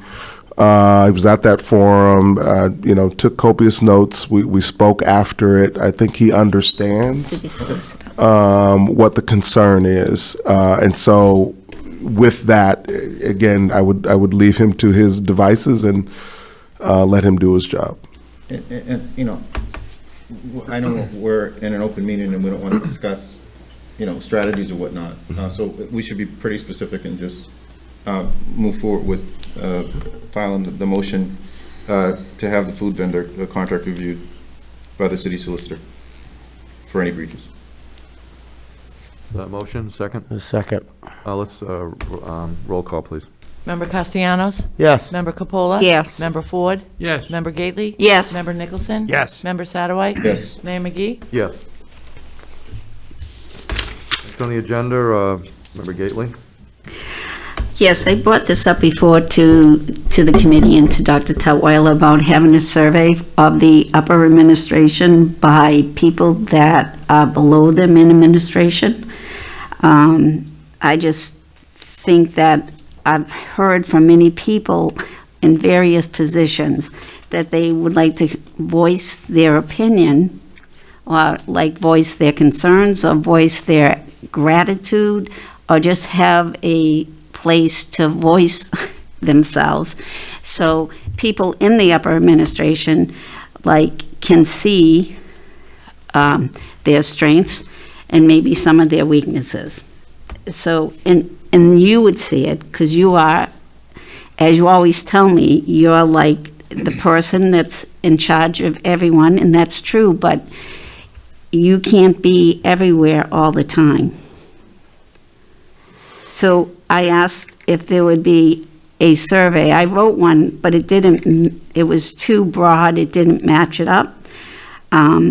Some people have expressed to me that they wouldn't be able to answer it honestly if it was not anonymous. And so other school committee members expressed to me they would like to see the results or see the survey that you're giving out and the result, and talk right now about this. Mr. Ford, do you want to speak or ask? Is there something we could move forward with? First of all, I'd like to get Dr. Tutwiler to have a chance to respond to that. And if other members have questions on the committee, I'm happy to entertain those questions. But Member Gately, if you've completed your yes. proposal. Dr. Tutwiler? So, what I would say is, I think from the very beginning, I've been, pretty straightforward and genuine around the idea that feedback-rich organizations are the best organizations. Mm-hmm.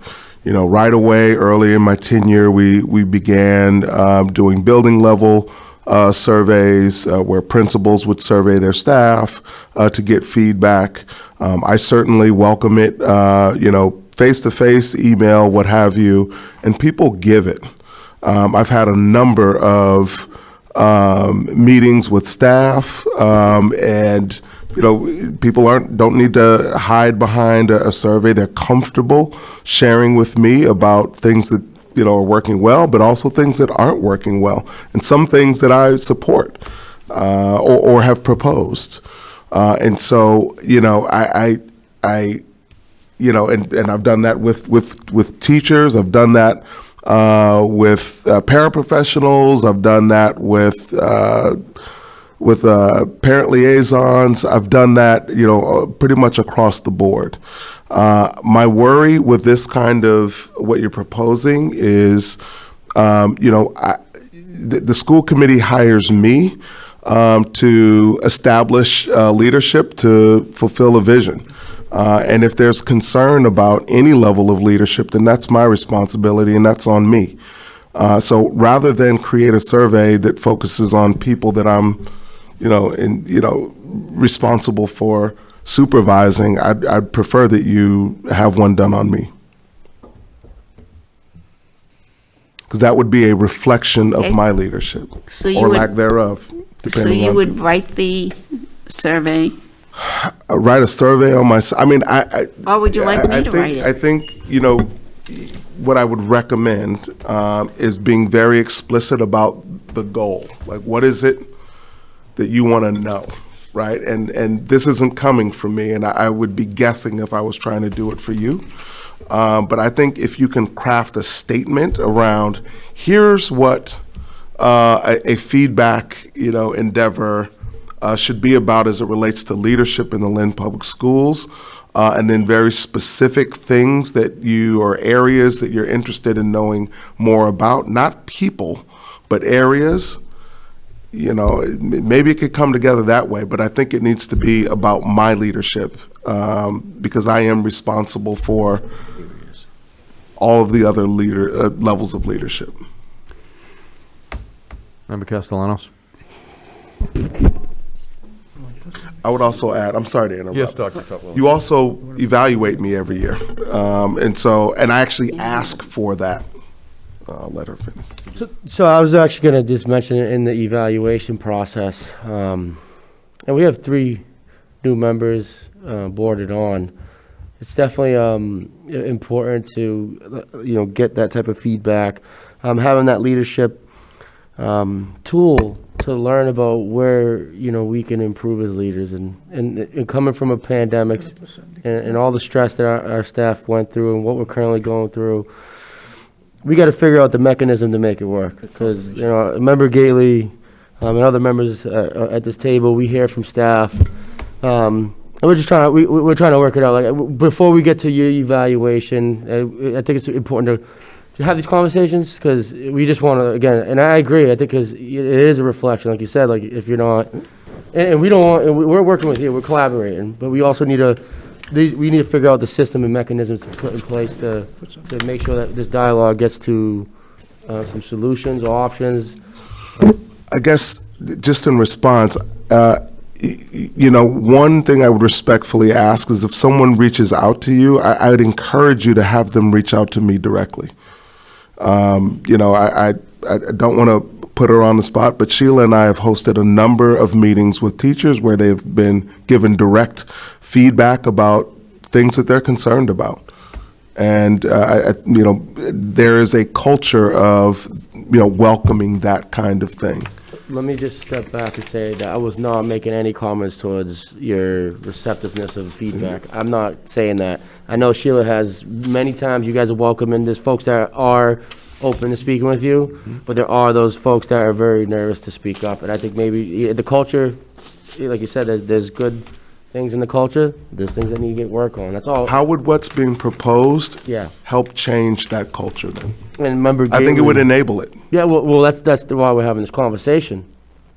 Right? No, we're trying- we're- how do we get to a point where people feel comfortable coming to me if we enable, sort of support the barrier that doesn't allow them to come and have that conversation with me to learn that it's actually okay and that I welcome that. Oh, absolutely. I think confidentiality and there's other, boundaries and things within leadership itself. We're trying to figure this out. So, I think we're going off track here.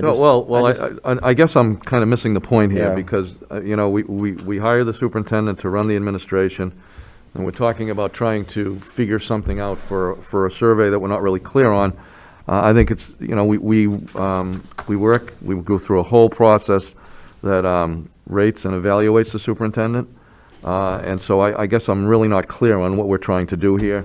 It's up to the superintendent to work with the administrators he has underneath him, and I think work directly with them and understand what those issues are. And I have to say, I've seen him work directly with teachers, administrators, and us over the period of time that I've worked directly with him. So I'm mixing the point here of what we're trying to do. So, Member Sadoway. Well, I wasn't finished. I'm sorry. Member Castellano. I was still, that's going back to just the evaluation tool that we have. We put a lot of work into that. So I think that's where I was really aiming my comments towards, just the evaluation tool, and figure out how we can enhance our steps to improve that, or maybe, like you did, that's why before, you know, that your last comment was about your evaluation. That's the piece that I want to get to, is to figure out within your own evaluation process, is there a moment before we see that document, maybe we have a pulse check, maybe we get together. I know we've had retreats, we've been able to connect, and that's the big piece that I think is important to note, is that we do have that tool available. We went through a process, and again, I'm not trying to sit here and say that you're not presenting as a welcoming leader. You've been, I've worked with you a lot, you know, with that, so. Member Satterwhite? And what I got from Brian's statement was to add it as a component, or not even to add it as a component, but to have it. So we get calls from parents. We get calls from teachers. You hear it every meeting that we hear this or that, okay? So that's only a small portion of the 2,000 people that work in the school district, or the 30,000 plus caretakers of our students in our district. So what I think, and I hope the purpose of this survey is to get the pulse of the district, just to see if people feel as though. We had a teacher come at the food forum who was petrified to speak because of the culture, and she was open about that culture. And you know what you did? You said you were sorry to hear that that's how she felt, because you care. That's not the culture you want. So I loved that response, and it sounds as though this is just a piece of it to see what the pulse is of the district, to see if the teachers are on board, or the staff with the leadership that's here. And again, we are the final, and some of us won't be, but you have new people coming on that don't have a relationship with you, that haven't received multiple calls from parents and educators. So it sounds as though the survey is just a component, and Lorraine can speak better to that. But and this is, I think, what Brian was saying is, listen, we're not knocking down your ability or what you've brought to this district in the past 4 years, three and a half years. I think I talked to you more than I talked to my dad, and that's a good thing. I didn't have that relationship with the previous superintendent. That's what people don't see out there. If someone brings something to me, I bring it to you, and you immediately respond. That is, you're not going to get that in other districts. We're lucky. So I don't think Brian was knocking you down. I don't think Lorraine is attempting to knock you down. I think that there is an honest attempt to get a survey done on the administration, the heart of the district. This is where decisions are made.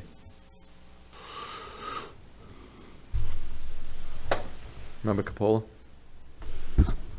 I think when Lorraine brought that, I could see how that would be a benefit to you and to the district. And I thought, my understanding was, I thought you were going to take it and go put something together and come back with that to us. But I don't think that happened. It didn't. And, I guess I don't understand the resistance that, we're having here about this, because, it would be a good tool for you, and it would be helpful for us when it comes time for evaluation, and you are the only one that we evaluate on it. But if we see, if you put out a survey and, the same issue you saw repeated over and over, you would take it, and I'm assured of that, you would take it and go with it and correct, whatever that is. Because I'm sure there are things out there that you're not aware of. You can't possibly be aware of sure. 28 schools, 1,300 staff or whatever it is, 2,000 staff, and almost 17,000 kids. So, but, I don't see why it's such a resistance. We asked, it was fine with Lorraine if you could go and, put something together. It doesn't have to be deep. It can be just basic. And people can do both, where there's a problem and things that are working right for them. and just to speak of people who are being supervised under people. That's all. So I just want to be clear that the effort to collect feedback, I've got zero problem with, not one problem at all.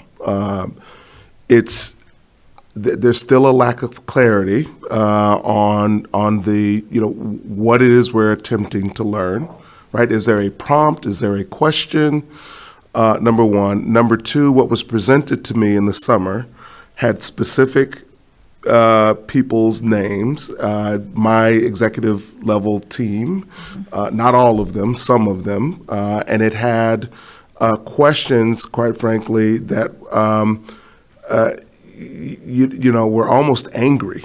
You know what I mean? That were not what I would consider good questions that would get at, what's your experience as it relates to leadership in the district. And my point, if you're experiencing any resistance, the resistance is it should be focused on the superintendent, not other leadership in the district. And if you wanted to say, craft a question or frame it around as a reflection of his leadership, you know what I mean? This is what, this is how we see and experience other leadership in the district. That's fine. I just didn't think it was appropriate to name other leaders in the district. Coming from the school committee, we're creating a survey about, not about me, but about other people on my team. Lorraine, I'll just say that we've spoken, and at first it was there was also a thought, all administrators, and then there's not really clarity around that. Are we talking guidance counselors and school psychologists because they're in the administrators association? Or we're talking about program specialists? Or people in unions? You probably are going to want to, sit down with the union and have that conversation. Or do you want to just simplify it and have it be about me? I've got zero problem with that. Okay, well, if that's, if it can be simplified, fine, and you put something together that people are able to respond to, that's fine. That would be something that would help us at evaluation time. Okay. We go to evaluation time, we really have not probably what we need to evaluate. I mean, the absolute things like, I have a goal that we're going to have 90% attendance. Well, of course, we're counting kids every day, and, and that goes into DESE, so we all know we can read that part. But, that sort of stuff, of course, but, just as a whole, I think it would be helpful to us then. So, if you came. Happy to craft something. I think what would help me is if you collectively came up with a prompt that I could build some questions around. Member Nicholson, then Member Ford. Well, I was just going to very briefly, just to bring this whole thing to a head. Do you have any problems with us getting together with Lorraine, putting together a questionnaire, feeding it to you, and see what you think? None at all. Okay. That could, that's, John. we're going to keep bouncing this back and forth. I think the quickest thing is to put something together and see what you think and go with that. Sounds like a plan. Member Nicholson?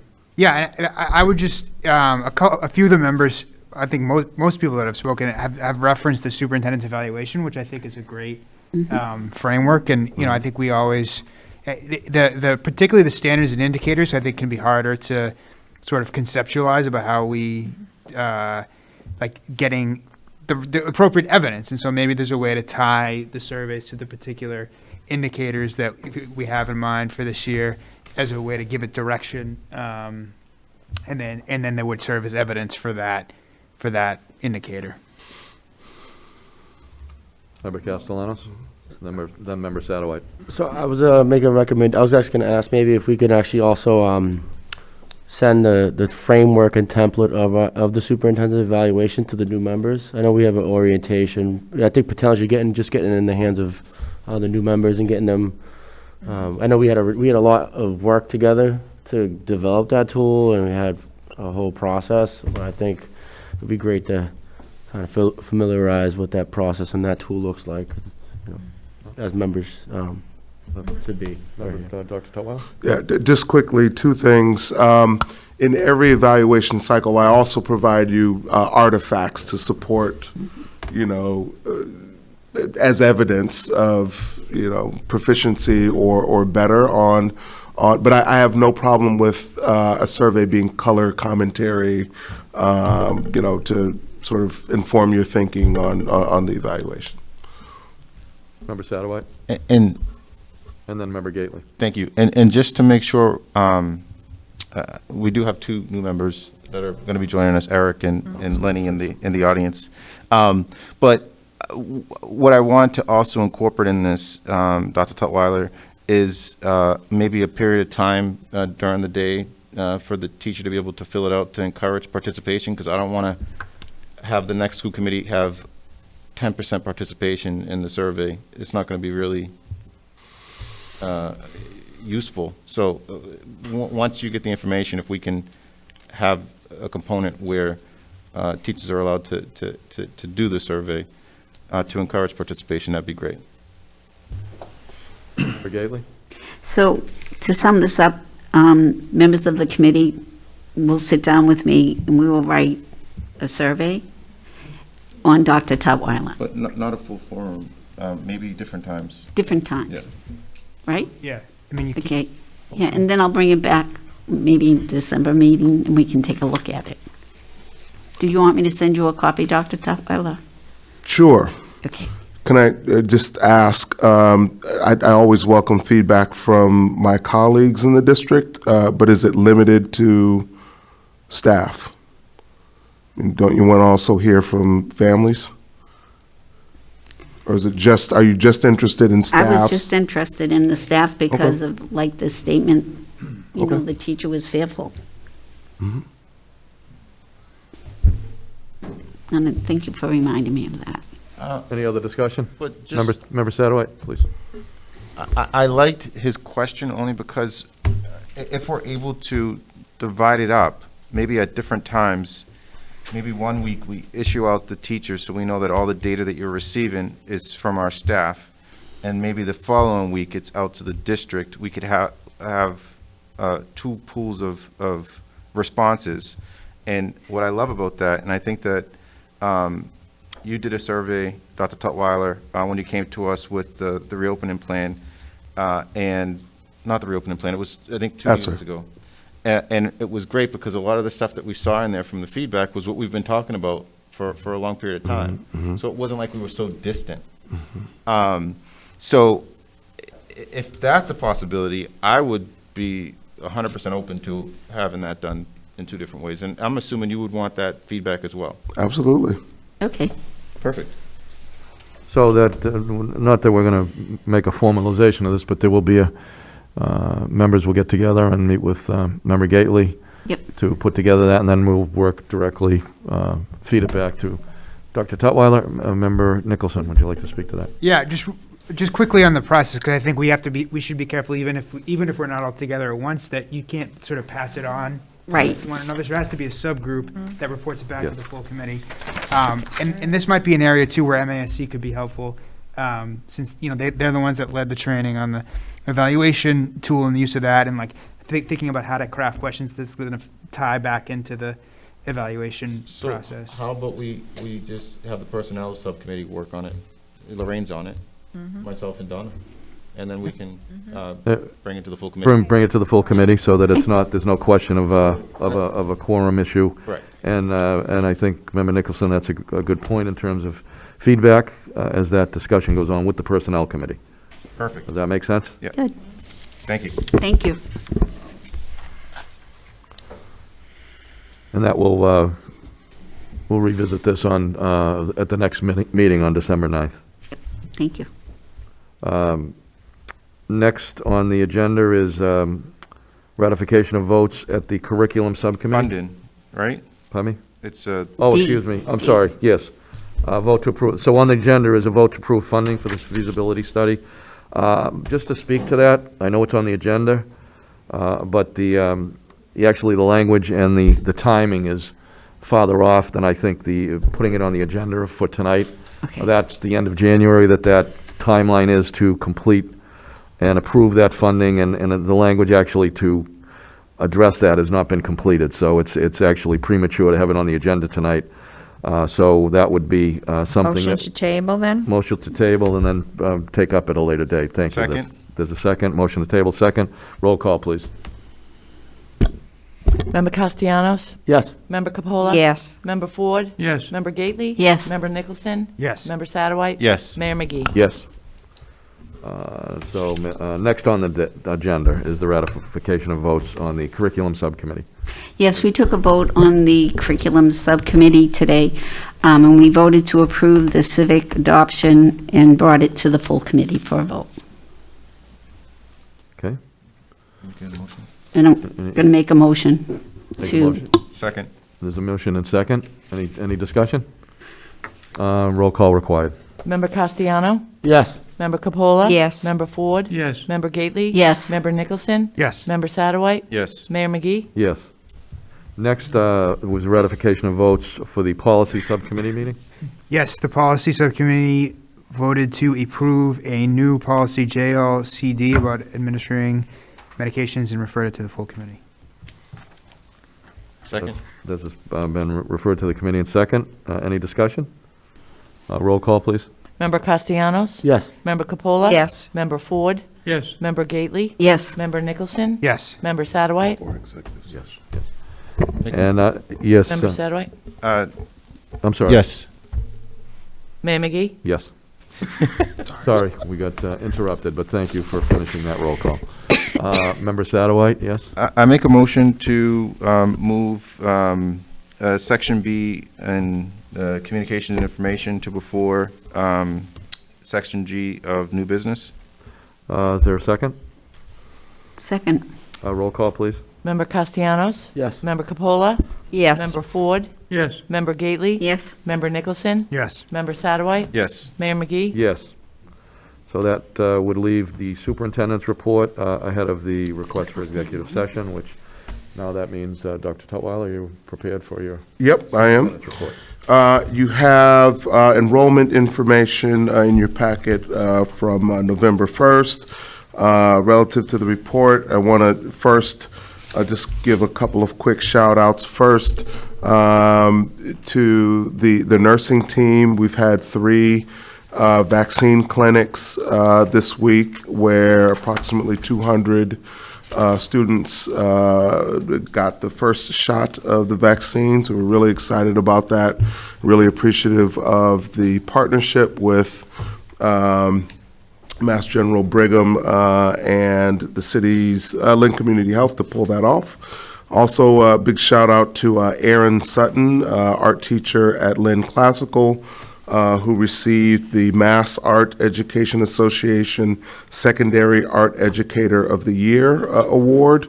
I've had an opportunity to see Aaron teach on a number of occasions and completely understand why they chose her for this distinction.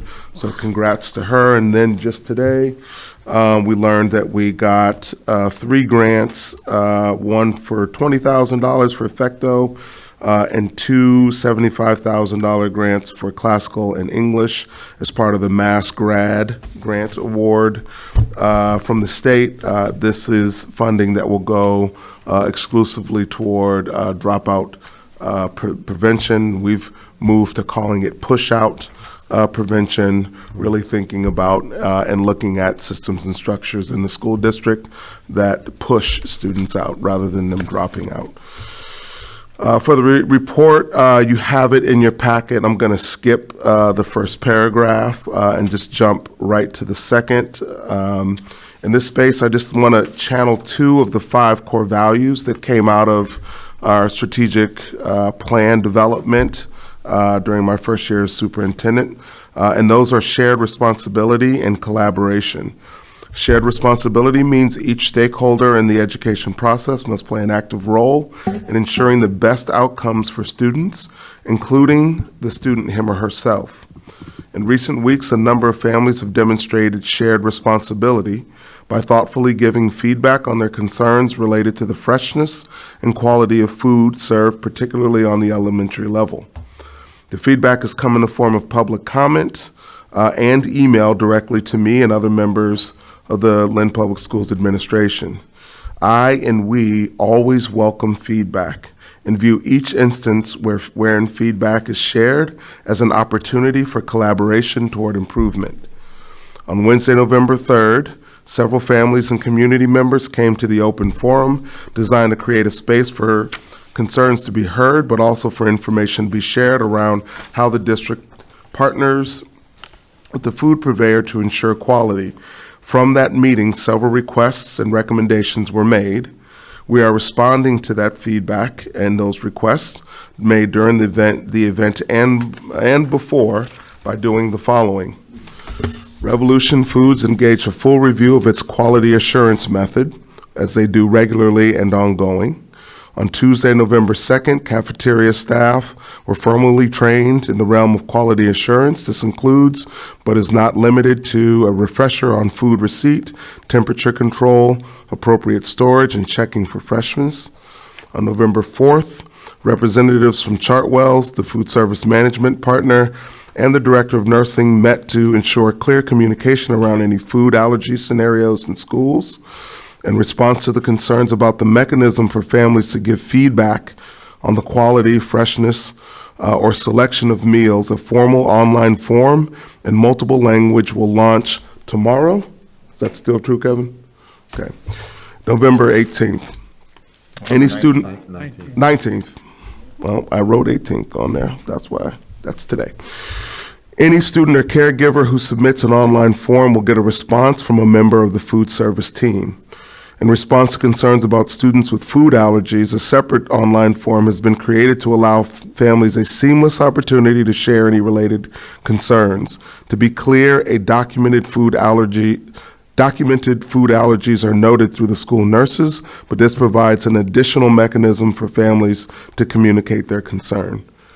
These new mechanisms for feedback or information will be communicated formally to all LPS families directly through our communication platform as well as on social media. In total, we view this situation as a collaboration. In any collaboration, it's important to identify what is common or shared. Unquestionably, we all want the young scholars of the Lynn Public Schools to be served well and treated with respect in every aspect of their experience. The quality of the meals is a big piece of that experience. The desire to ensure that the meals are fresh, nutritious, and to the liking of our students is common or shared. We remain committed to that goal. Thank you, Dr. Tutwiler. Just a quick question. Member Satterwhite? Thank you for the report. You're still, obviously, I'm assuming parents are still giving feedback, and this isn't it. About? The food aspect. The collaboration is ongoing. You know Correct. what I mean? Okay, just wanted to make sure. Correct. Thank you. Correct. Well, another piece happened in the meeting through the directing of the city solicitor to do an investigation. We are responding. Perfect. Thank you. Member Capola? I have concern on the allergy part because we heard that again this evening. So, and that was brought up that night. How was that taken after that night on November 3rd?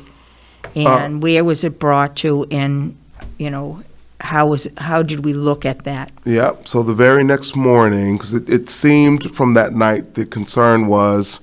And we heard it again this evening, that specifics around the allergy were being shared with the nurse in the school from a medical professional, and for whatever reason, not translating to a response in terms of what meals are available for that student.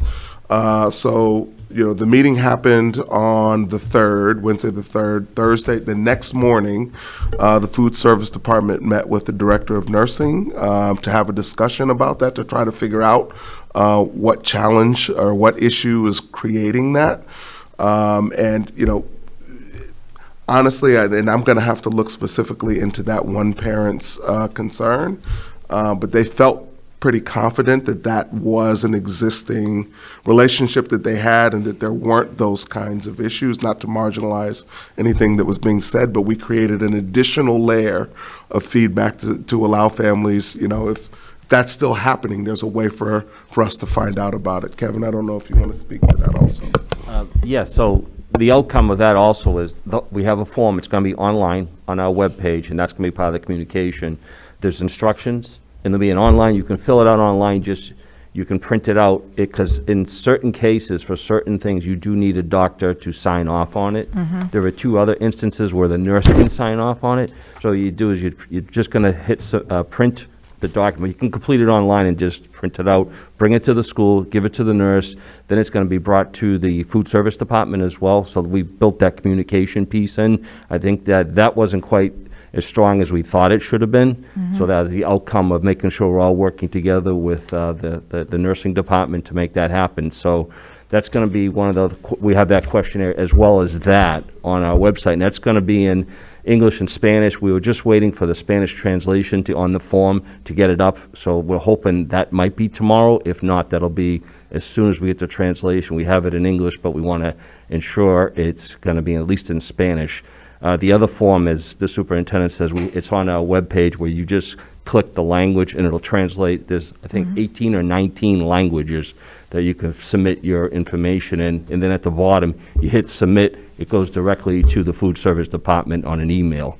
So with the form, we need the actual form. So that's the only dilemma. You can't submit that electronically, because then we won't know what school it's going to, because we want it to go to the nurse at the school, because she has to record it, and then she's going to send it to the food service people to work through. Can we address those allergies? And like the lady spoke tonight about cheese and dealing with those things, we want to make sure we can get on that right away. I mean, dairy is a very common one. Do you know what the approximate percentage of our kids have No. allergies, and how we, I don't know through the district what we have on record. We'd have to check, because the nurses would input all that through their software system, and that's where it starts. But we want to make sure the food service people are brought into that, because that's the piece we're trying to close the gap on, to ensure so that our food service workers are aware of it at the school, that if Kevin comes through the line, this is what he should be getting, not that. So that's where we're trying to take that extra piece and put it into play. Yeah. There's a couple. Member Satterwhite, then Member Castellanos. I just have a quick question before we go to both. So I just want to make sure on the multiple languages, you're talking about Spanish, the form available in the multiple languages, is that being worked on, or how is that? It already exists for the general feedback form, and we're working on the allergy. The allergy one, we have it completed. We just finished it earlier this week to get it approved, and now we're in the process. We brought it to our translation department to get it translated. So that takes a little bit of time, but we want to at least have the English and Spanish up there online, so you'll have either option to choose, and so all the instructions as well as the form will be translated both ways. The only reason I make the point, I think it's important for all of us to know that we are bringing on 5 language specialists for 6 major languages in the community. Through our diversity, equity, inclusion officer has been really highlighting that. That's been approved by the council. We're working to finalize that so that they'll be available in those languages to work with us, and not just for citywide or city operations, but through the school department as well. So I just want to, I know that you have your own team, but it'll be an additional opportunity to have actually specialists that will allow us to make communication in the community through numerous languages. And Thank you. We can reach, once they're here, we can always reach out to them for extra support too, because that might help get it done quicker. And Faustina Cuevas, I know she's been working closely with you, Dr. Tutwiler. Absolutely. So that she's spearheading it from our end, and we're ready to jump into that. I just bring it up because it's an opportunity for us to continue to reach out throughout the community. Member Satterwhite, then Member Castellano. Thank you. So some of the things I'd like to see implemented, do students in elementary get student ID? No. No. So my Just daughter, secondary level. my daughter has an egg allergy. She eats eggs. It's horrible. I remember my wife left me at home once with her, and we didn't know she had an egg allergy. I thought she was going to die. It was crazy. It was the scariest moment of my life. but she's in school now, and she goes to pre-K, and she has a folder that she brings, she has to carry around with her. And on that, it says what the allergy is, because we don't know if she's going to have a substitute teacher, or if she's going to eat and someone around her has those things, they'll sit her somewhere else. There needs to be a mechanism, something similar to that. You can even put it on the ID cards for the kids that are older. But we have substitutes. Not everyone is the same person at the same time in some of these places. If we have a mechanism like that, where we say there's a dairy allergy, or there's this or that, and we put it on something that students typically have, it could help resolve some of those issues. And it's just, I know that peanut allergies can be life or death. I know that even for eggs, we have to bring her immediately to the emergency room if she has any eggs in her system. And now we're talking about dairy, and the lady's daughter, it impacts her brain and the function in there. Like, it's allergies are serious. So if we can have a mechanism, for at least for the older students, putting it on their ID card, just a little picture of a cow or whatever, or a chicken egg or peanuts, that would be great. And for the younger kids, maybe create a mechanism where it's visible, that you can actually see that there are allergies. Thank you. Member Castellano? So, I just have a question around just, we talked about food allergies and the feedback, and I know we're, just to share same, comments that my colleagues shared. But tonight I heard about religious preparation, like the halal and kosher. I think those are very important statements that she made tonight, because that is, it could be, complicated. And then you got kids that don't eat because, obviously they're used to certain ways of the food being prepped. And as we talked about, there's just the diversity, inclusion, and equity. It's important to make sure that we make that access available. So just more for Kevin, is it for us, for when we do our, as we're going through it now, we're analyzing, that's already, could you talk a little bit more how we're addressing that? So if you have a student who has a kosher diet, a halal diet. We try to always have different lunch options. As we know, at the secondary school, there's multiple options, so there's usually something that would be available. The elementary only has 2 options, is the current, what we have going. So we'd have to look into that, because I'm not, but usually, we'd have to, it's going to get more complicated if we have to know exactly how many different, different type of meals we'd have to have for different type of ethnic people, and where they are and what days they would want. But that's why we try to have 2 options every day, and at least there might be something, whether, in the high school, you could be a salad. And I think one of the people spoke at the meeting we had previously, talked that her child was taking a salad a lot of the time, only because that was one of the options that they could have. So we discussed it, we're looking into it. We don't have a definite, because then there are so many different options, and how do you handle that, other than people, because if they don't come forward, we're not going to know that. So we would have to have a way to request those type of meals, and then it's going to have specialty meals being brought in for those type of situations. So that's a little more complex of an issue than a food allergy, I think but we have started that conversation. I don't have an answer as of today where we are, but this, I know will be an issue that we'll be continuing to work on. So we can get back to you, probably sooner with that information. Dr. Tutwiler? But absolutely doable. And if the commitment is genuine to inclusion, then that means finding a way to get those meals with, that are prepped or blessed, and having those available for students. So it is doable. Thank you. Member Capola?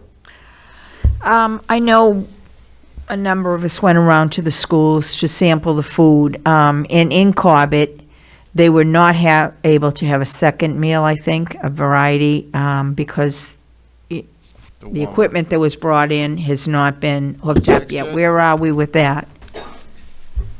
Breed and Corbett are fixed now? Yes, the stove was hooked up and they, I believe, wired up. The Cobbett situation has been resolved. It was. It's the- resolved. The issue was, we ordered a warmer, or, to heat the meals up, and the company shipped the wrong one. The configuration of the wiring was wrong, so they had to, that was ordered like everything else last July, and it showed up in the end of October. So, instead of shipping it back and then not knowing when the next one would come correctly, the company sent an engineer out to look and rewire the internal so it could plug into our plugs. And So, was and- there also an issue with the leg on it? I'm So not aware all of though. that- Maybe all there of that was. is I'm taken not. care of? I believe, my understanding was everything was all set and it's up and working. So that happened. The company came out, they had a guy handle it, and then they were able to get it hooked up to our electrical system. And the stove was done that following Saturday. They hooked that stove up at Breed. So both currently have all their equipment working properly. Thank you. Other questions? Members? Member Satterwhite? I make a motion to go into executive session to discuss strategies with respect to collective bargaining relative to the Lynn Teachers Union, Local 1037, and nurses, Local 3147A. The discussion of these matters, which involve strategies in an open meeting, may have a detrimental effect on and compromise the bargaining positions of the public body. Is there a second? Second. Roll call, please. Member Castellanos? Yes. Member Capola? Yes. Member Ford? Yes. Member Gately? Yes. Member Nicholson? Yes. Member Satterwhite? Yes. Mayor McGee? Yes. Upstairs? Yes. Okay.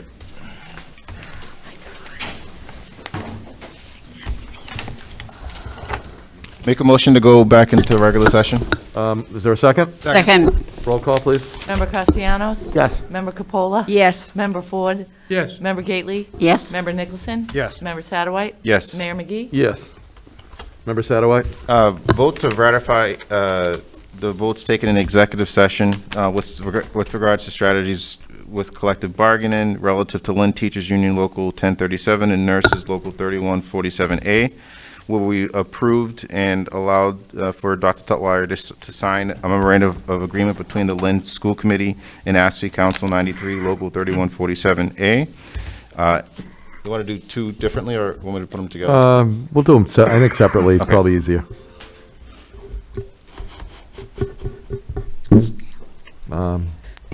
There's a motion, second? Second.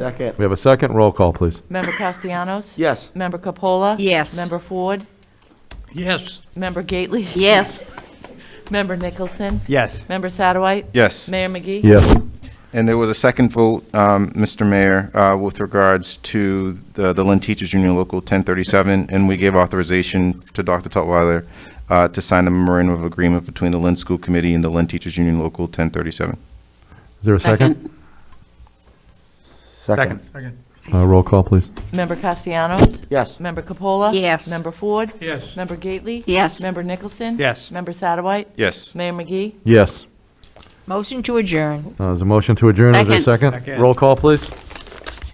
Member Castellanos? Yes. Member Capola? Yes. Member Ford? Yes. Member Gately? Yes. Member Nicholson? Yes. Member Satterwhite? Yes. Mayor McGee? Yes. Have a good night. Happy Thanksgiving. Happy Thanksgiving, everyone, if I don't see you. Given. I miss you guys.